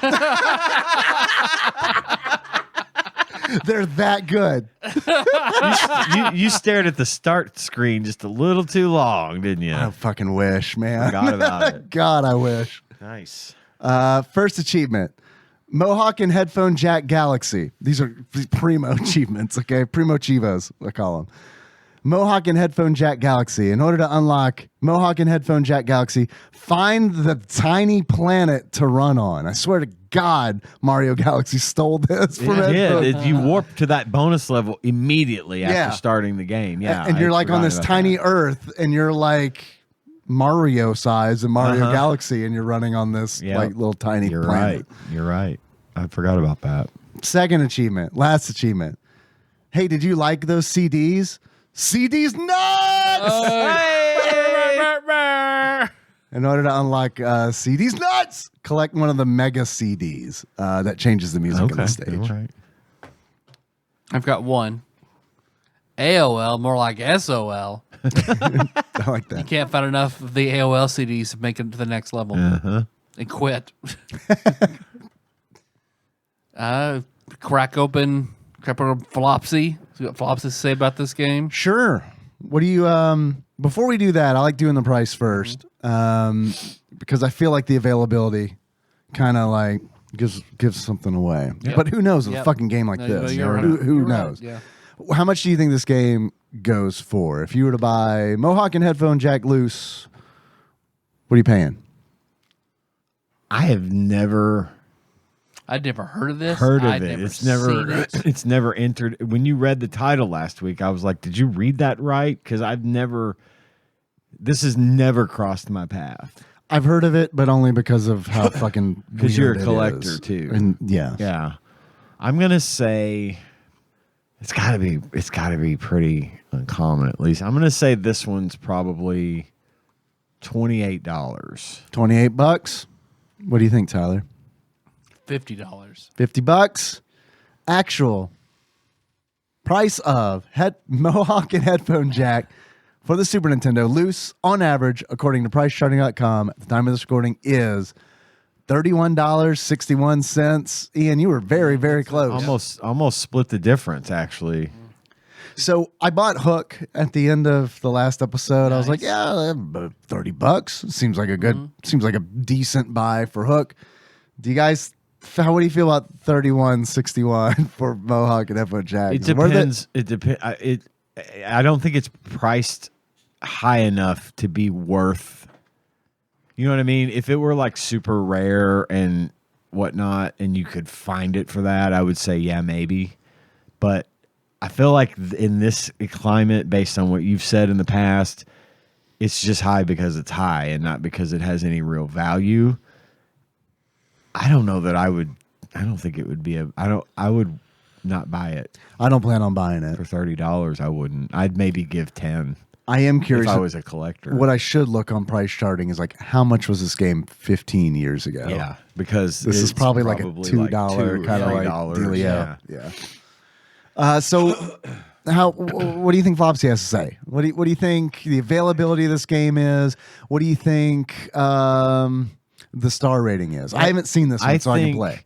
This could go either way. Uh-huh. I think Flopsy is either going to give it really low rating because someone actually realized what a shit show this game was, or they're going to be kissing THQ and Black Pearl's ass No way. saying a mediocre, 2 to 3 star Gargle on those rating. Black pearls. Oh, bop, And because of its innovative use of Mode 7, this really stands out. I could see it going that way depending on who reviewed it. I think it's too late, though. I think it's I too late for agree. them to play that Yeah, card. that's a good point. So if they do play that card, fuck them. Fuck them, indeed. My guess, maybe I'm going to base this on what I hope it is and not what I think it is. 1 star, uncommon. Okay. 1 star, uncommon. What do you think, Tyler? I think they'll look for good in it. Yeah, they tend to. I and think that's they'll try really hard. it's a Flopsy trait. Yes. Yeah. Two stars uncommon. 2 stars, uncommon. I'm gonna go 1.5 stars. Oh, boy. I think So- Tyler. Semi uncommon. Well, I don't think this is. I mean, I kind of. So let me It's ask so you this. late. Let me ask you this. It's late is the only reason I say it. As a collector, does the game itself, as far as its content, quality, whatever, have anything to do with its price? It or does. is it just rarity? It's not just rarity. The quality of the game also comes into play because I mean, it's like Super Metroid, plenty of copies. It's Chrono Trigger, But plenty of but copies. great. But it's like because it's a fan favorite, Yeah. no one wants to sell it. Gotcha. So the quality dictates it in that regard, where it's like, I really like this game. This is a really good game. I'm not going to sell it. So it's one of those games that people kind of hold on to. Gotcha. I don't really think that Mohawk and Headphone Jack is in that category, which makes me think that I think this game might be very uncommon or I was gonna maybe go rare. with rare or very uncommon as well, but then I thought, God, the price. I just thought, knowing that about the game itself being a contributor to its value, I would say I'm still going to go uncommon, but I would say it's probably a little higher, closer to rare than that. But the price is what's got me thinking. It's also super fickle. There's that too. Yeah. You know what I mean? Where it's The just like the market market, and it else. can be like, the number of copies of Mohawk and Headphone Jack that sold. Like, it could be that too, where it's like, oh, this last time it sold for $31, but the time before that it was $8, and that was 4 years ago. You know what I mean? Yes. There's some of that comes into play too, where it's just like there's so many factors. I'm gonna say very uncommon, 1.5 stars. Okay. It might. I'm curious if this is rare. In fact, Crack. Every week we're still getting them cracks. Love me a good crack, Tyler. Oh, I know. I always said that about you. That's what I want on my gravestone when my blood work comes back with bad news. all right. According to Ultimate Flopsy, aka the Ultimate Nintendo Guide to the SNES Library, 1991 through 1998, by Pat Contry, courtesy of Monster Mold Mike and a mysterious benefactor. Mohawk and Headphone Jack. Availability, very uncommon. Okay. Rating, buckle up. God. No. Are you ready? Yeah. 2.5 stars. Jesus. I want to know why. Yep, So I'm please. going to read Yeah. from the summary. Tyler, you said Listeners wanna 2 know. stars. Tyler 2 was stars. closest without closer. going over. Reflections. This is from KY. I feel like we've heard from KY before. I remember because that's the abbreviation of our state. Yep. Did you know our And the governor lube. wrote this review? Andy Bashir. I like the guy, but I disagree with him on this. They say, I simultaneously love and hate this game. Okay. I don't get the love, but whatever. Go I'm ahead. attracted by its innovation, Okay. and puzzle-like elements, but completely thrown off by trying to plan a route on a map when the positioning constantly changes. In italics, why don't you tell me what you want instead of making me try to guess? Interrobang. This game won't appeal to everyone, and those prone to motion sickness should perhaps avoid it altogether. Yep. But if you're up for a unique experience, this title is worth a shot. KY, according to the Ultimate Nintendo Guide to the SNES Library, 1991, 1998 by Pat. I don't know. Contry. I can offer you a lot of unique experiences too, KY. Well, at the very Not all of them least, good. at the very least, they give us something to talk about each week. That's true. Seems too high to me. Gave it too many stars. Seems too high to me. Gave it 1.5 stars too many. Yeah, I mean, 2.5 is... 2 is the max that I would go. I think 2 is like the limit. We could You're do... really trying to be really generous. Yes. We could do a Price is Right style game with Flopsy. If we really wanted to, we could do a Price is Right style game. I want the mountain. We got to do something with the mountain climber. Absolutely. Critters going up a mountain. Tyler, Yes, Dave. I had a lot of fun talking Yeah, about yeah. this Mohawk game. Don't blame Hell us. yeah. Hell yeah. yeah. Don't blame us. The game was bad. We missed the opportunity to be like, this dude's Mohawk's greener than a frog pussy. Yeah. He just should have been called Headphone Jack. That's a catchier name. It is. I get that he has a mohawk. Right. But fuck it. Yeah. Right? I can't get over the. You nailed it with the Garbage Pail Kids thing, man. He literally looks. I think there is a Garbage Pail Kid that has a green mohawk. Oh, there's got to be at least one, right? least one. Yeah. Sorry, go ahead. Sorry. What's the name of the Muppet who's with Beaker? He's a yellow fucker, right? That sounded racist. I didn't mean it that way. Beaker, that guy's a professor. Professor, right? But Beaker's he's the dick-looking Beaker's guy. Bunsen, Beaker and Bunsen. Bunsen, nice. But Mohawk reminds me kind of Like of a Bunsen. built Bunsen. Built, yeah, jacked Bunsen. Took Bunsen's head and put it on a clay fighter, and didn't let him wear his. He didn't let him wear his little glasses. He had to wear his big, His going to super, going bass fishing glasses. hitting up the NASCAR race, Yeah. wrap around. Hell yeah. Hell Yeah. yeah. He got fused with Beaker. That's what came out. Oh yeah. Yeah. Underneath the table, Beaker is like massively cut. It's just his head that's funny, but that's his body under there. Tyler, if you were to give this game a beard that sums up how you feel about it, what kind of beard would it be? A beard covered in the vomit that you just vomited out from your motion sickness. From the Vomitron. The Vomitron, from the Gravitron. Uh-huh. The last time I got seriously sick on a ride was the Gravitron my senior year of high school. Josh and I both. Your vomit may still be in that Probably. Gravitron. I remember Josh and I, we went with a bunch of girls that were trying to show out, so we're doing like sit-ups and shit in the Gravitron, and we got out. Yeah, anything that we thought it was might have been cool was just like us, just like, oh my god. The guy that sits in the there middle for 20 minutes. I know the guy that sits in the middle was watching you two going, yep, here we go. Like I was trying to stand do up. another one. Like Let me get the hose. Because I got to hose off the guy across from the one that's doing the sit-ups because the vomit is going to stay here and the other guy's going to spin into it. So Henry, I was trying to convince Henry to get on the Gravitron a couple years back, and we were in line. We made it to the front-ish of the line, ready to go. He was all on board. We literally saw someone throw up. Oh, and Henry not was going like, in there. I don't think so. And I was like, there are other rides. I think we're done. That's awesome. That one never bothered me. Tyler, if you give this game a pair of glasses, sums up how you feel about it. What kind of glasses would it be? The glasses that are floating in the toilet from you violently vomiting so hard into it that they flew off of your face. That's yeah. So now you've got to dig your vomit-covered glasses out of the toilet toilet glasses. and clean them. Versus the world. That is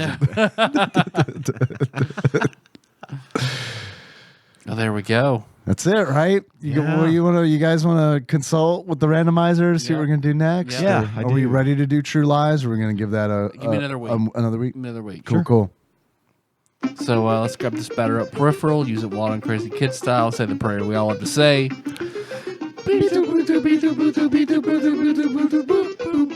Whammies.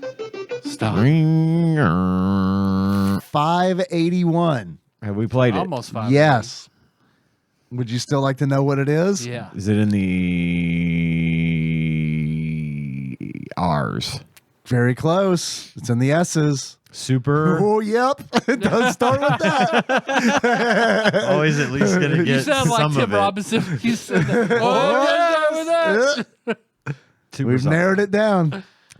Super R-type. It's a beloved game. Mario Brothers. Mario first World. two. Three. You got three of the words. It is Super Mario World 2 Yoshi's Island. Is that one we have to redo? Let me see. That's a good question. Because if we need to redo it, I don't mind redoing that one. So far, I'm not seeing it. Let's see. Do we not have a list of the ones that need to be redone? We do somewhere. Did we do somewhere? It's just they were removed a minute ago. Yeah. Yeah. I think it is actually, because I can't find it on our archives. You want to go ahead and redo it? Yeah, I think it'd be a fun. Well, I will want to play that game. I don't know how much time I'm going to have. Okay. Let's spin again. All right. Let's spin again. Okay. Whammies. Stop. 279. The H's. The K's. Ooh. You're like one Getting letter there. off. You're Getting really close. you're zoning it in. Have we played it? Yes. Klingon Simulator. King of Dragons Simulator. Oh, okay. That was a good game. I actually played that one. Yeah. We've done that one since I've been a host. Yeah. We Okay. played that one online together Might too. be the first time that ever happened. We recorded that one remotely, and I got super drunk. If You're you want to right. hear me acting like an ass, go back and listen to King of Dragons. I don't remember you acting like an ass, but I was remember also you being drunk, probably but I act like an inebriated. I was acting like an ass. So get the batter up peripheral again. You were off that. Whammies. Stop. 213. The D's. The G's. New one? New one. Uh-oh. You're not going to like it. Is it a golf game? No. Is it You're close-ish. Mohawk and Headphone? Oh, fuck, man. That would be rad, wouldn't it? It'd be a fun coincidence. Yeah. Gridiron. Oh, you're close still. GP1 Part 2. Which implies there's a GP1 Part 1. It's a Grand Prix. Yeah, that is a It's a racing racing game. game. Oh. That's Okay. perfect for you, though. Yeah, that is. You're right. Let's do both parts. Yeah, of course. Absolutely. I'm That a sounds madman. Yeah, perfect. Love it. Great. Knock both of them out. GP 1 and 2. 1 and 2. GP1 Part 1, GP1 Part 2. Ridiculous naming Racing convention. game. Racing game so good we had to give it 2 parts. Uh-huh. It was too big to get into 1 part. Oh, yeah. Love it when you talk like that. You guys want to take a break and take some calls? Sure. Yeah. Who asked you to go out of town? The stupid young one or the married one? The married one. That's what I thought. Don't go. You hear me? And you know what? You're not listening to me because I see you going. I see you going. I'm just telling you, I'm trying to help you to avoid the heartache. Don't go blindly through life. Let me use the power of the tarot to show you the way. Call me now for your free reading. Cole. 270-883-2555. All right. Community Corner. Community Corner. Community Corner. We'll jump right in. Let's do it. We're taking calls, right? Good evening, TADPOG. Good evening. It's your VR boy, Brew Pounder. Hey. So I've been drinking some beers by myself, hanging out. Not Brew Pounder. Why would It's right in the nothing indicates that you would like beer in this scenario. Not This is- pussy fucker. I just been fucking some pussies. pounding some, if you will. A mouse in the house. It's been a whole ordeal. It's been wild. It died behind my bathroom. It was crazy. I got it. I got that mouse. Got it out. It's fine. It's dead. So got it all sealed up where it got it at. But anyways, been playing VR, doing the whole thing. P2 was delayed. That's sad. I just want to point out that the transcription of this, when he's talking about getting the mouse, it says, I got it. I got that mouse. Got it out. It's fine. It's Thursday. Just another Thursday at Brew Pounder's Another house. mouse getting Thursday. You got Thursday, mouse. Sad. But I'm sitting here and I'm making a pizza, drinking some beer, watching a movie in big screen beta, my Quest 2. Is it on Laserdisc? I'm sitting here, I'm like, Good question. if you were a Teenage Mutant Ninja Turtle, what pizza do you think they love the most? Like, is like Raphael I'm sure they all prefer New York style pizza, but Donatello's got to be like a Chicago. He's probably like a California kitchen style. Oh, he's talking about style. Well, Michelangelo's probably like, he kind of probably like that pineapple tombstone. But what do you guys think? What type of pizza do the individual turtles really just that's their jam? It's they only get one pizza to order. What are they fighting over? Tooth and nail or whatever turtles got. Weird, crazy reptile tongue and turtle shell. What are they fighting over? What's their pizza of choice? I love you guys. God, I can't wait to see you in VR. God, VR is so good. I love you guys. Do you like VR? Take care. I don't think he does. I don't think so either.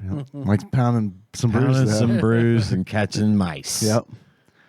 I don't know enough about the Ninja Turtles. I never was really into them that much, so I don't know enough about them to really make the call here. Boy, I loved them. I feel like they would all like the same style of pizza, though. I love them turts, man. Yeah. I do think that Donatello, I think Brew Pounder's onto something. I feel like Donatello's probably the contrarian in the group. Like Outside thin crust or like I think he's going to be like, actually, I like the Italian style. Roma, like that, like that style of pizza where it's just like put some olive oil on that motherfucker, you know? Like, I think that's Santillo's jam. Feta and olive oil, please. Yeah. Not to say that he's like bougie or anything. I just think that he feels like that would be like that's like the historically accurate way to eat the pizza. I think Leonardo's probably like he's probably like a supreme pizza kind of guy, or like a three topping, like free meat pizza. Maybe he'd like do the protein for working out. Okay, that makes sense. That does make sense. But if he's then I think he would just skip pizza altogether. Or maybe they all, I mean, if they're on an all pizza diet, maybe they all just like cheese. Maybe. It's all super basic. I feel like Raphael would be the Spicy boy. Yeah. And Leonardo definitely, like you saying cheese, like Leonardo's got to be like a 5 cheese kind of pizza guy. Yeah. Because that's just authentic. That's what a cop would eat, right? So Yeah. He wants a margarita style pizza. Give me the classic Italian. Yeah. And I feel like Michelangelo's the one who's like, whatever. I don't give a shit. It's pizza. Do you like penicillin on your pizza? Yeah, no one likes penicillin. Unless you have an infection. It's a good question. Thanks, Very Brewpounder. good question. Would we like to take another call? Yes. This one came in on tax day, April 15th, 2022. Motherfucking Oof. Tyler, Dave. What's up, boys? Hey. What's up? Adam, you're underwater. You're in the submarine. Calling in. Wanted to talk to you guys about Hold on to that GameCube controller. something that's been going on with me. I don't know if it's an age thing or what, but goddamn, I have been noticing some skin tags. Skin tags? Most of the time, they're small, and I can get rid of them fairly easy with stuff I bought at the pharmacy, drugstore, whatever. But I've had this one, and it's in a very uncomfortable spot. The back of a Volkswagen? And no, The foot of the I bed? don't mean in the back of the Volkswagen. Ha ha! He knew I was going to say It's at that. the base of my scooter. like where the And- gooter meets the balls? Like in the taint? Well, that would be behind the balls, right? Yeah. What is where the shaft meets the balls? Sack. The sack? The- I'm being stalked by a the- fucking the- slug. The upper Oh, sack. damn. It's got. Did you make that live forever wish? And the slug is trying to touch you. Dude, I have had the weirdest fucking like luck with slugs recently. Like it has been like I'm actually starting to get concerned. What is the slug demon in D&D called? I can't remember. It's like Yoglas or something like that.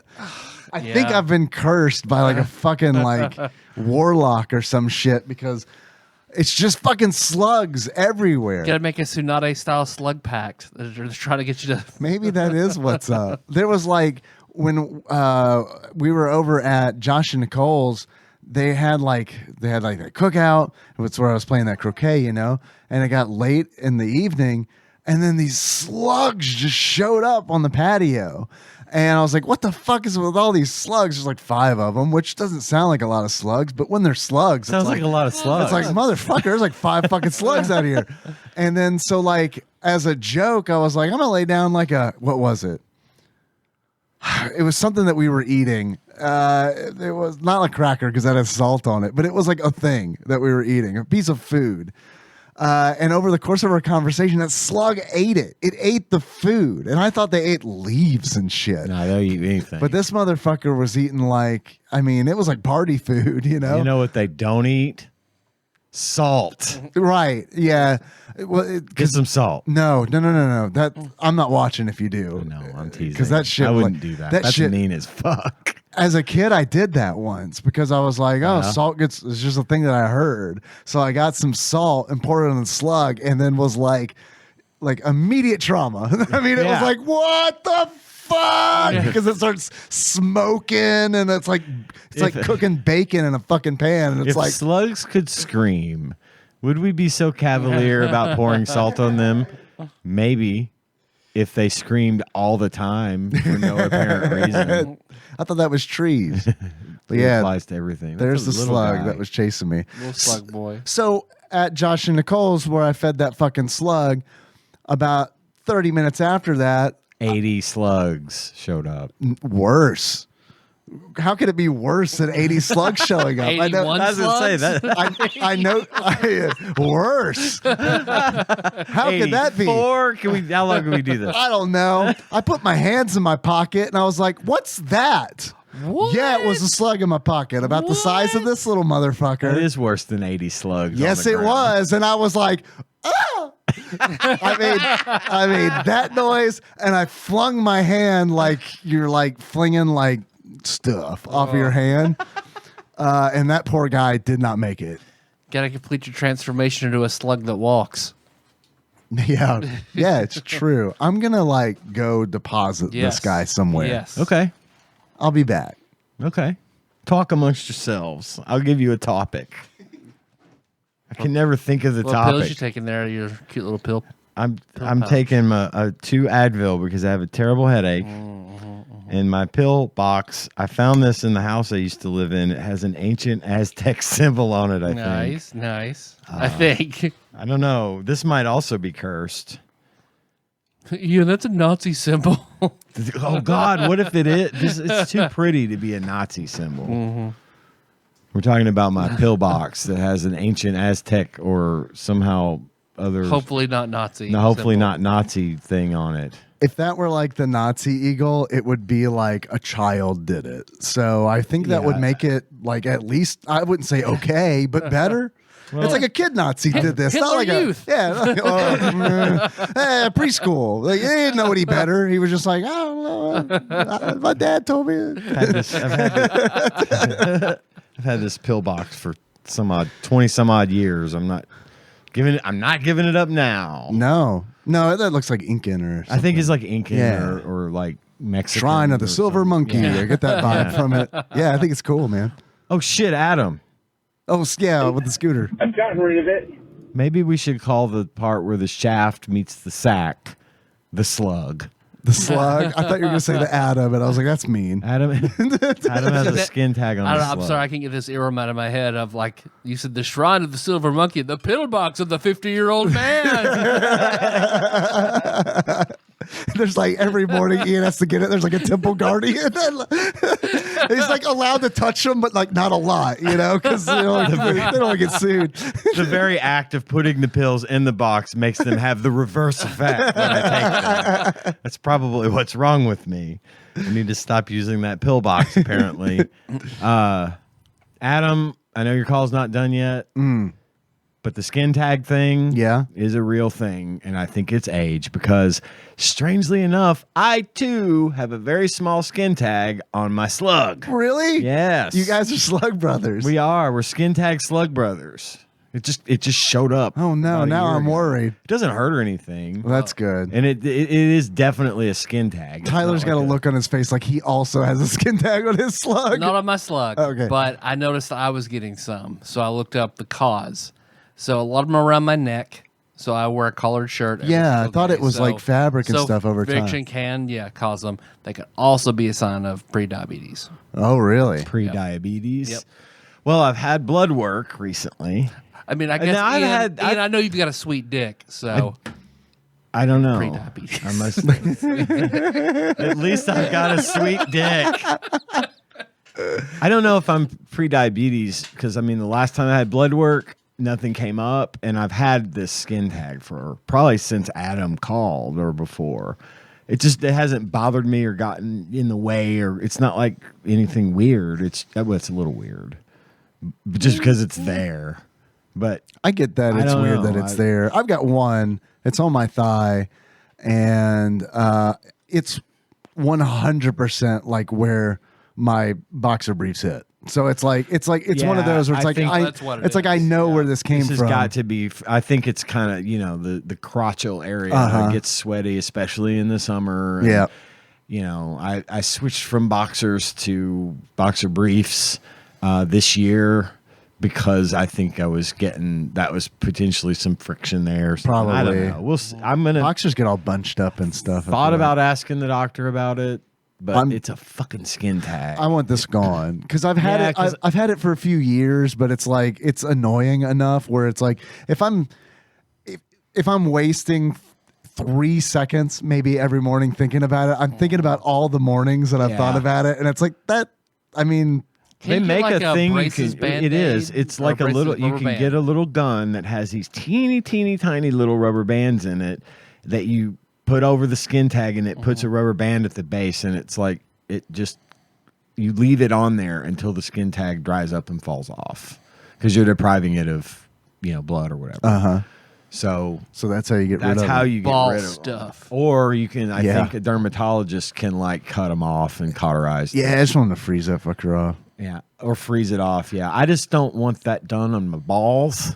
Yeah, that makes. But I don't know that I would want to. But I don't know if I want to Put keep like a a skin gun tag thing on my on- balls. right. either. So I don't know. Like I said, it doesn't hurt or anything. It's just sometimes I'll be like, oh yeah, that's there. Right. So I don't know. Anyway, it was my way of saying, Adam, I get it. It's weird. Skin tags are weird.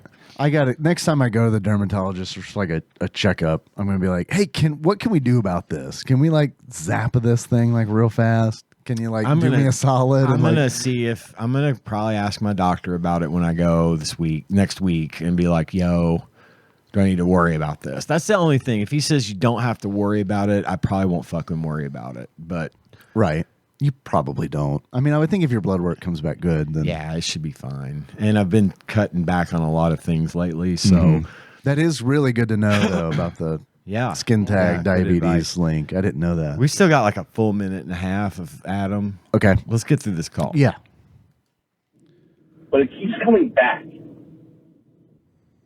It goes away? I should probably ask the doctor about it. Yes. But, I'm going to go to the doctor for just something like that. But it's grown back like 3 or 4 times in the same spot. And now this. How is it going away? Yeah, Adam? skin We tags need clarification. Yeah, because that's not a thing that they typically do. Correct. Right? I've had this one on my area for a year or more, and it never has gone away. It hasn't It's just done there, anything. It's just right? there. Yeah. It got to the size that it got, which is little bitty. Which makes me worry that this is not, in fact, a skin worry. tag on Adam's Exactly. slug. Exactly. All right, here we go. This time, it's kind of split off into 2 Uh-oh. separate ones, but together. And it's just very disconcerting. I can imagine. I guess my question is, have either of you spicy boys ever had to deal with the skin tag We have just answered that in question. an uncomfortable position or spot? Yes.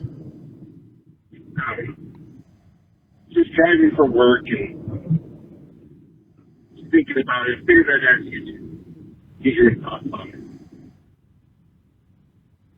Keep up the good work. I love you both. And hope to hear from you soon.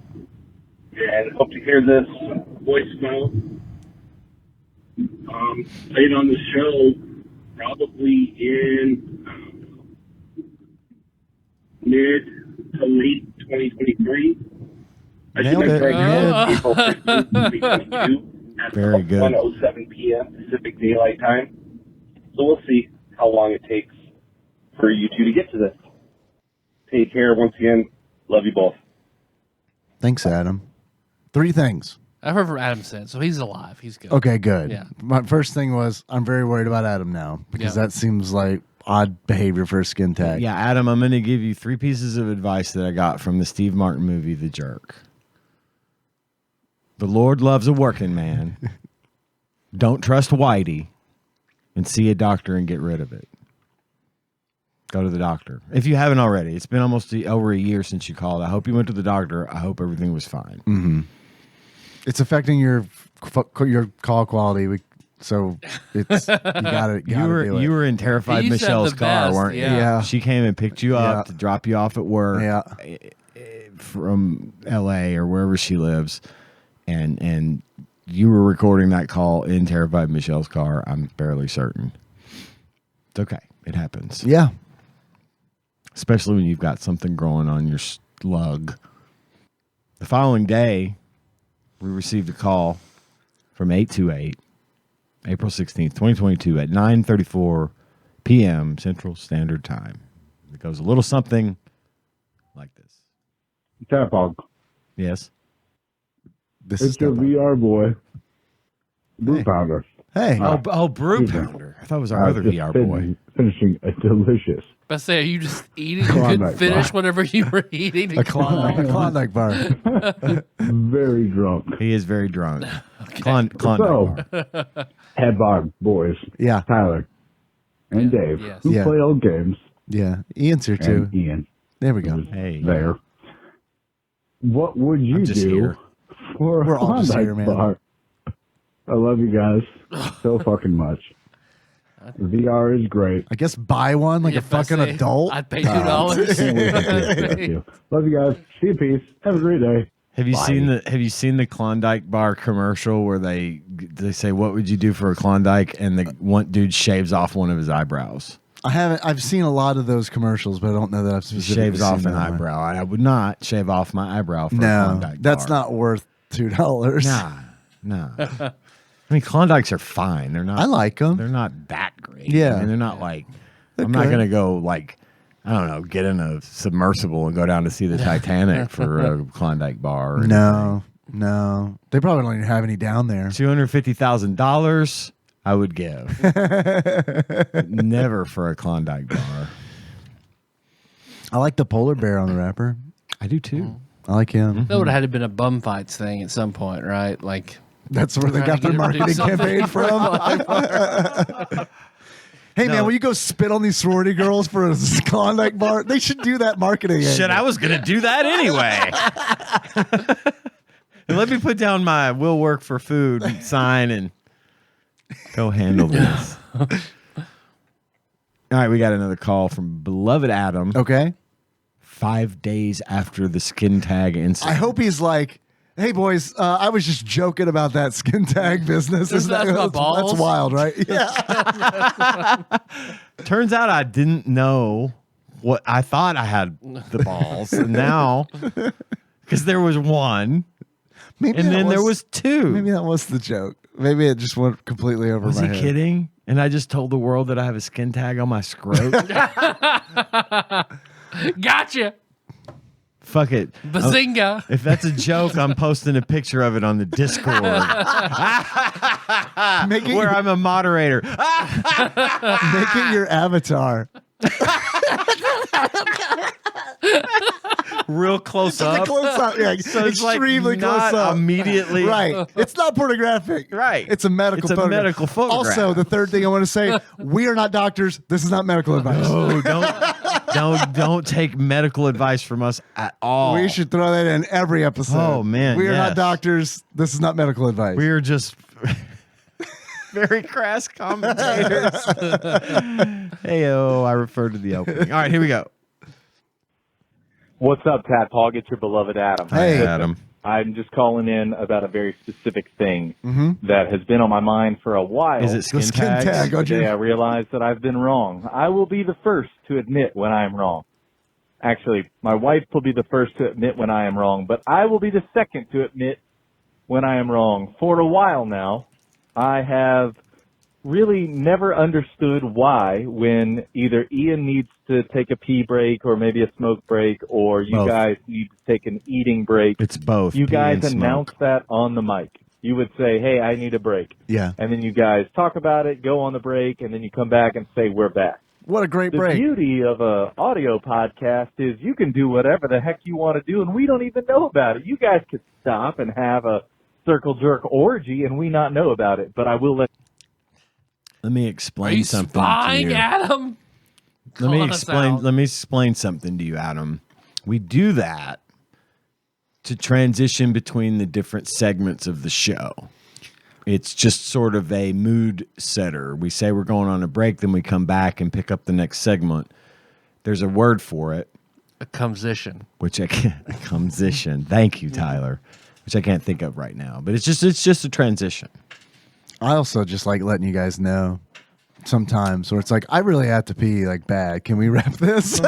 Like there's some things I can't communicate like inaudibly. Like I guess I could like do a pee-pee dance and be like, make faces like, please. You start tugging at it. He's on the horn where he has to pee. When I was first on the show regularly, and even before that, I used to signal Tyler silently that I needed a break. And then I realized, fuck it. I'm just going to say I need a break. And then that signals that everyone else this is a good time to take a break. Yeah. Yeah, if I have to ask one, it's usually me rolling my eyes at my phone and then making the double click motion. Yeah. Right. But Adam has more questions. To let you know, I will be super pissed off, and I will pull my Patreon if I ever hear that you guys do that off mic and not show us or allow us to even just listen. But the circle jerk orgy? I've always just wondered, why don't they just cut it? This stuff we do on the second break. We were just talking about that yesterday. It's a weird timing, Adam. He's not kidding. We literally were just talking about that yesterday.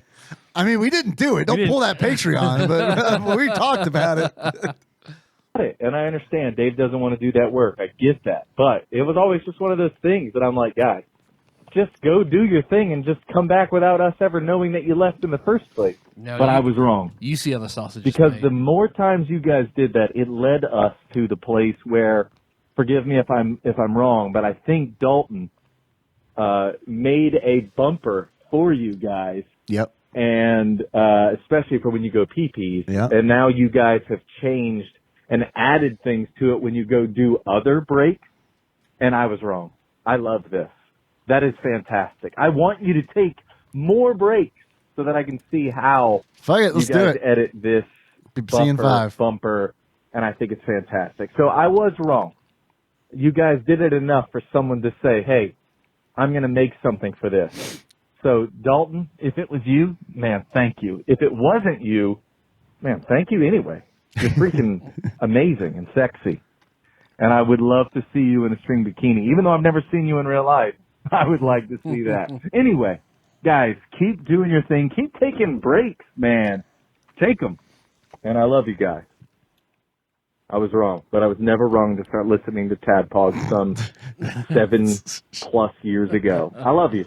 Bye. We love you too. We love you too. I Adam. love that you are recognizing the work that goes into the transitions on this show. Yeah. I have not yet heard. This is the first time I have heard from anyone about any of the stuff I've put in the between times. And I put a lot of work into that. I know. Thinking of something funny or relevant. And no one ever says anything. So thank you, Adam, for noticing. I'm glad you like the stuff we do. Agreed. Also, it was Dalton who did the piss break bumper. And actually, when he actually called, you may have still been editing the show. Yeah. I think I've only been doing it for like 6 or 7 months now. It was on the tail end of it. Yeah. But I'm glad you like that we do it. Yep.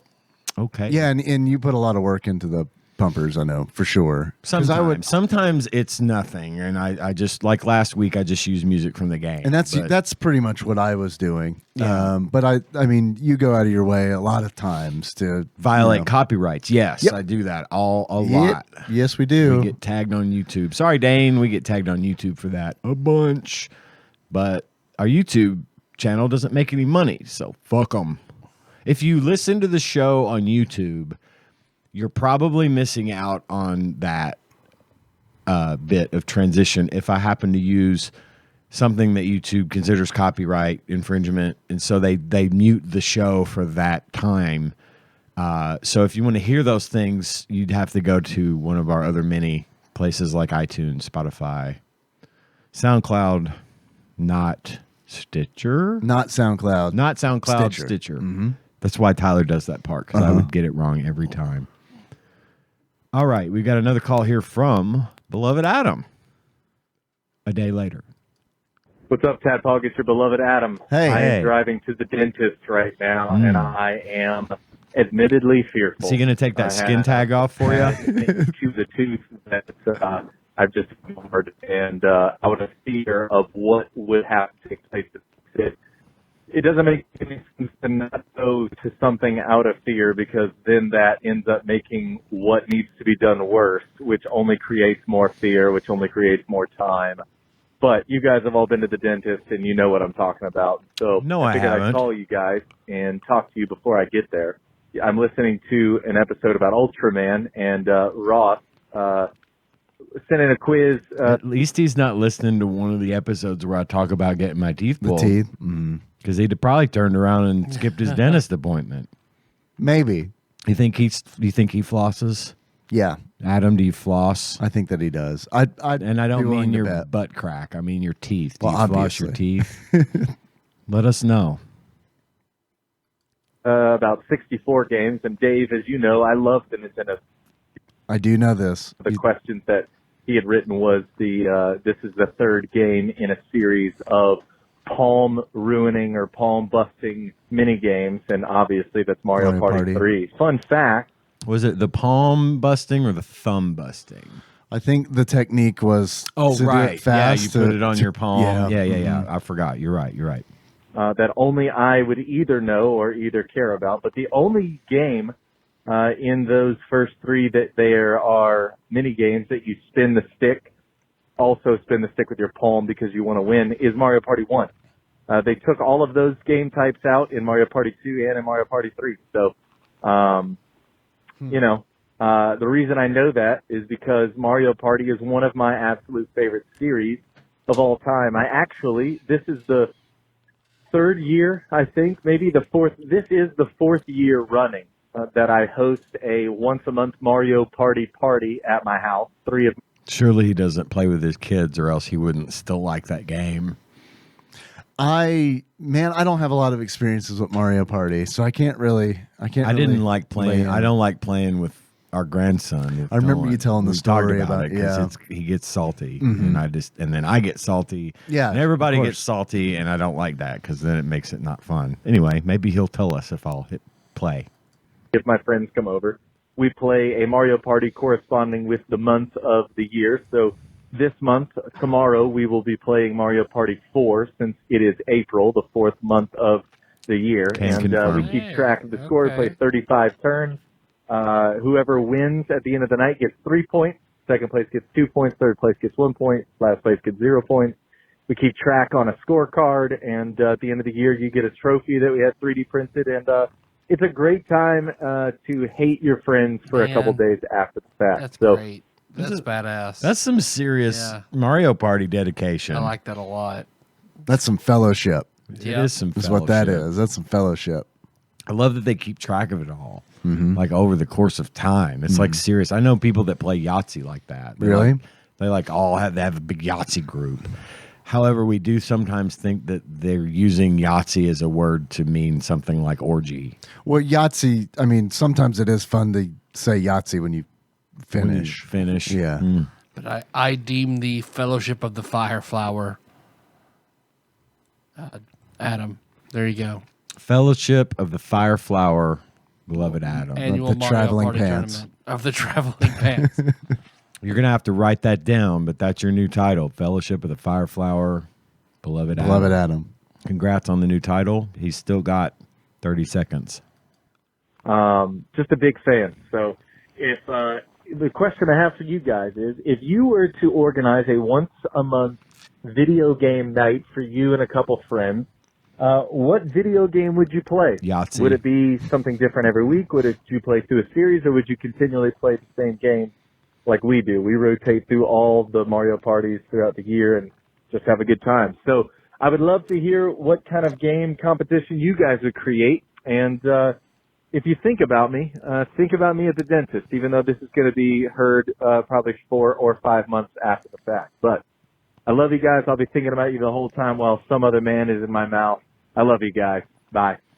Seems about right. I think if I were to do it, I would buy up a bunch of games on the Switch like Clue and Monopoly and Yahtzee and those types of games, and then like go round robin through the list every month or whatever.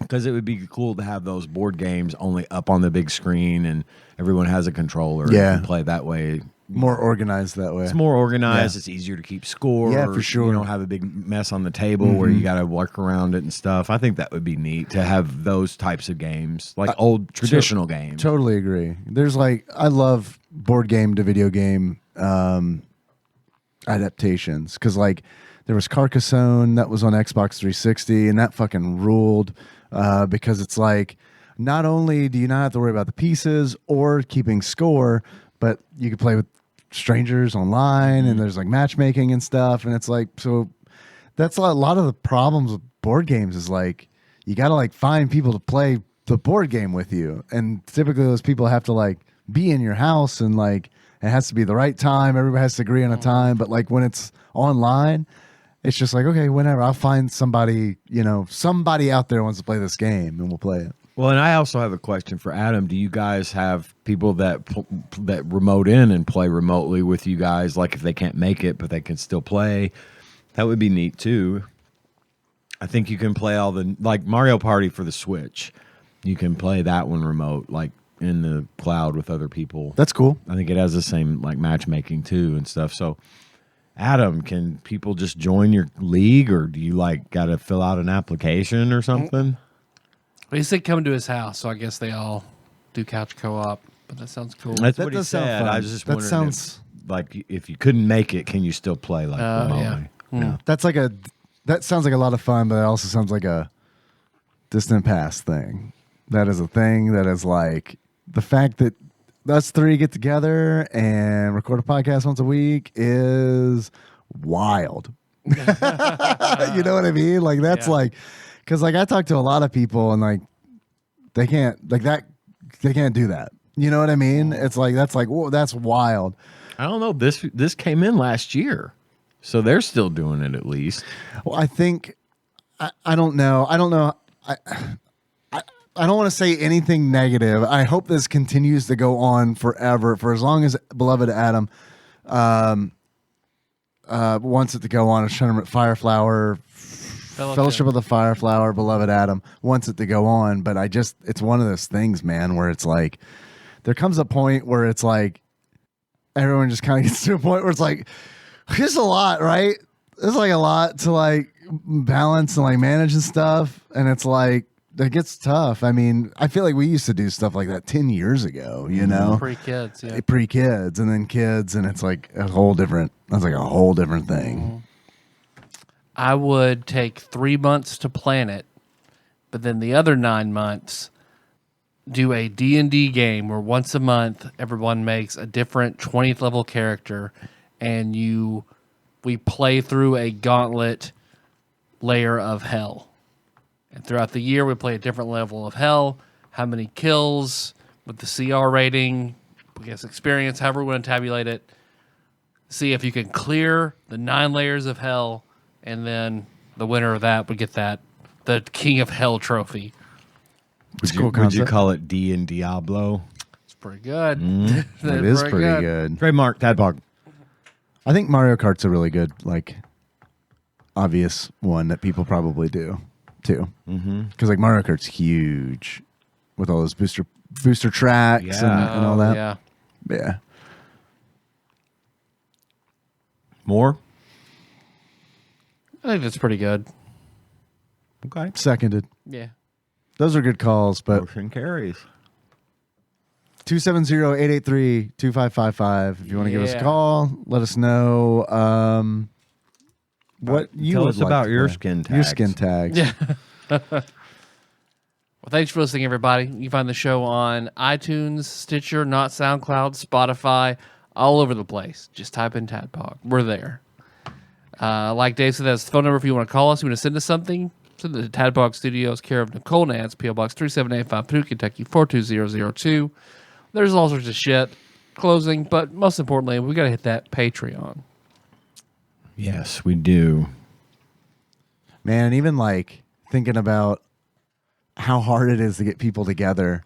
I'm sorry, I'm still continuing this conversation in my head. I'm in an online D&D group. It's a really good group, and really good people been are in playing there. for a while, too. We have been playing for a while, but even that group is like, it's very difficult to get like 4 to 5 adults, like they're scheduled to like align to do a thing for like 3 hours. It's really fucking hard because we've gone like probably 5 weeks now where it's like I had a work trip, someone else had a work trip, there was a holiday, people had family in, and it's like, it's just, I don't know, man. It's wild. I'm just in awe. It's crazy that they beloved Adam can keep it up. Can keep this up. Absolutely. Anyway, sorry. No, you're good. I was trying to buy time, and then it turned into a thing.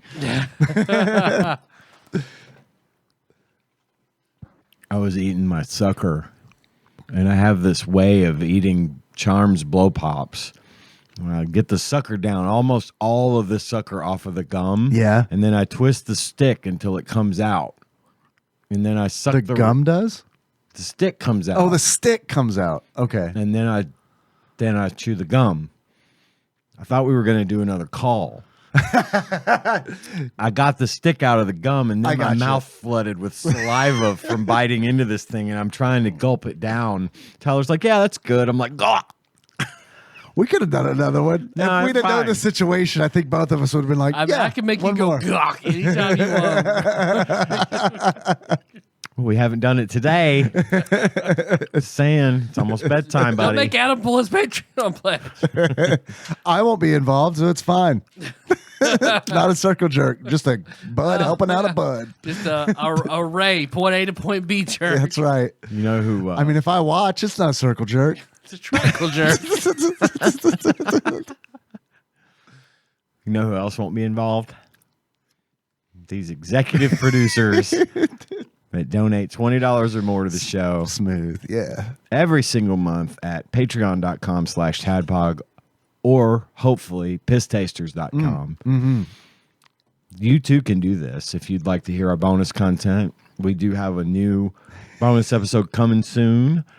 Tyler's got to get his busy schedule worked out, but we're going to get the new Scott Pilgrim follow-up. We're coming with that probably, I'm going to say, in July, staying on our schedule of trying to release at least one thing a month.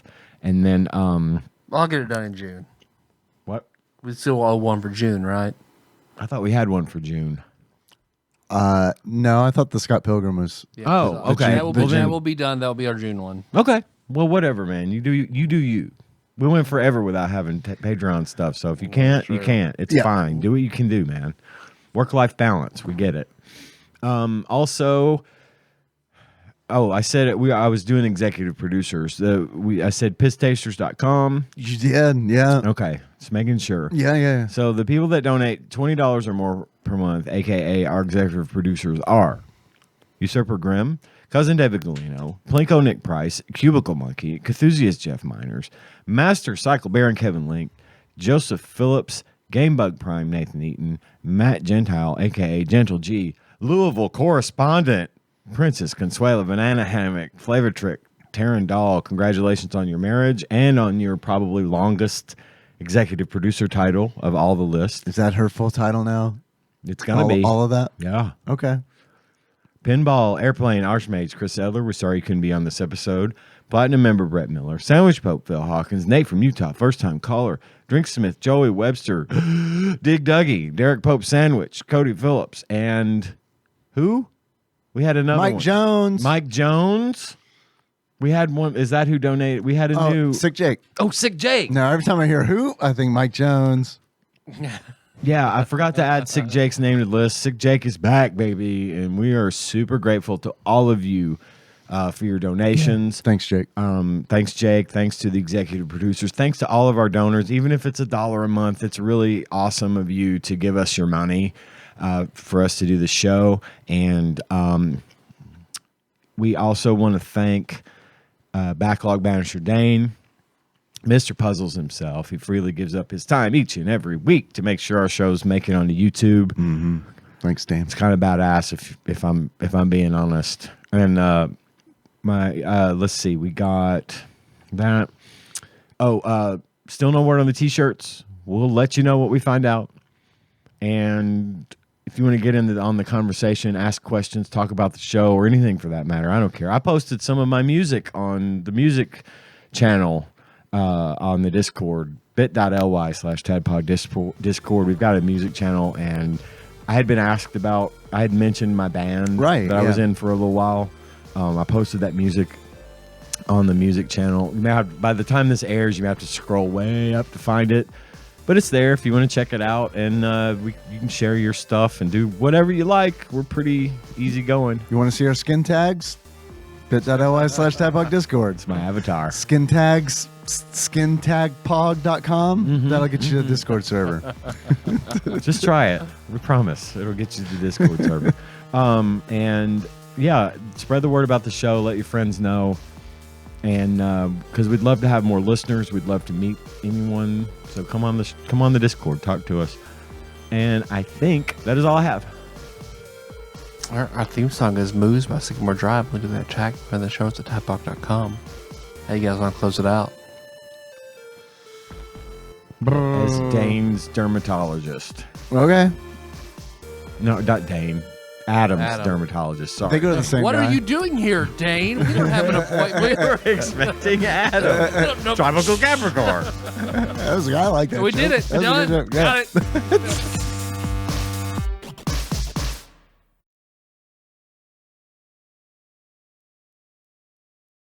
I had a Canadian girlfriend in high school. All my friends did too. Yeah. You haven't met her. Sweet. She lives in Canada. She goes to a different school. Nowadays, it'd be like, bring her up on FaceTime. I'd like to meet her. She doesn't have a cell phone. She's on an Android. They don't. That's all they have in Canada. Yeah. They only use track phones in Canada. We're not allowed to. Yeah. They don't have cameras Still or have flip anything. phones. Motorola, discarded American Motorola flip phone. They'll have Nokia. ladybug phones for old people. It's got like 4 buttons, and they're all speed dials to My girlfriend's their 96. free. They're all speed dials to their free health care. Sir, this is a lifeline. Patreon.com/TADPOG or pisstasters.com. Believe it!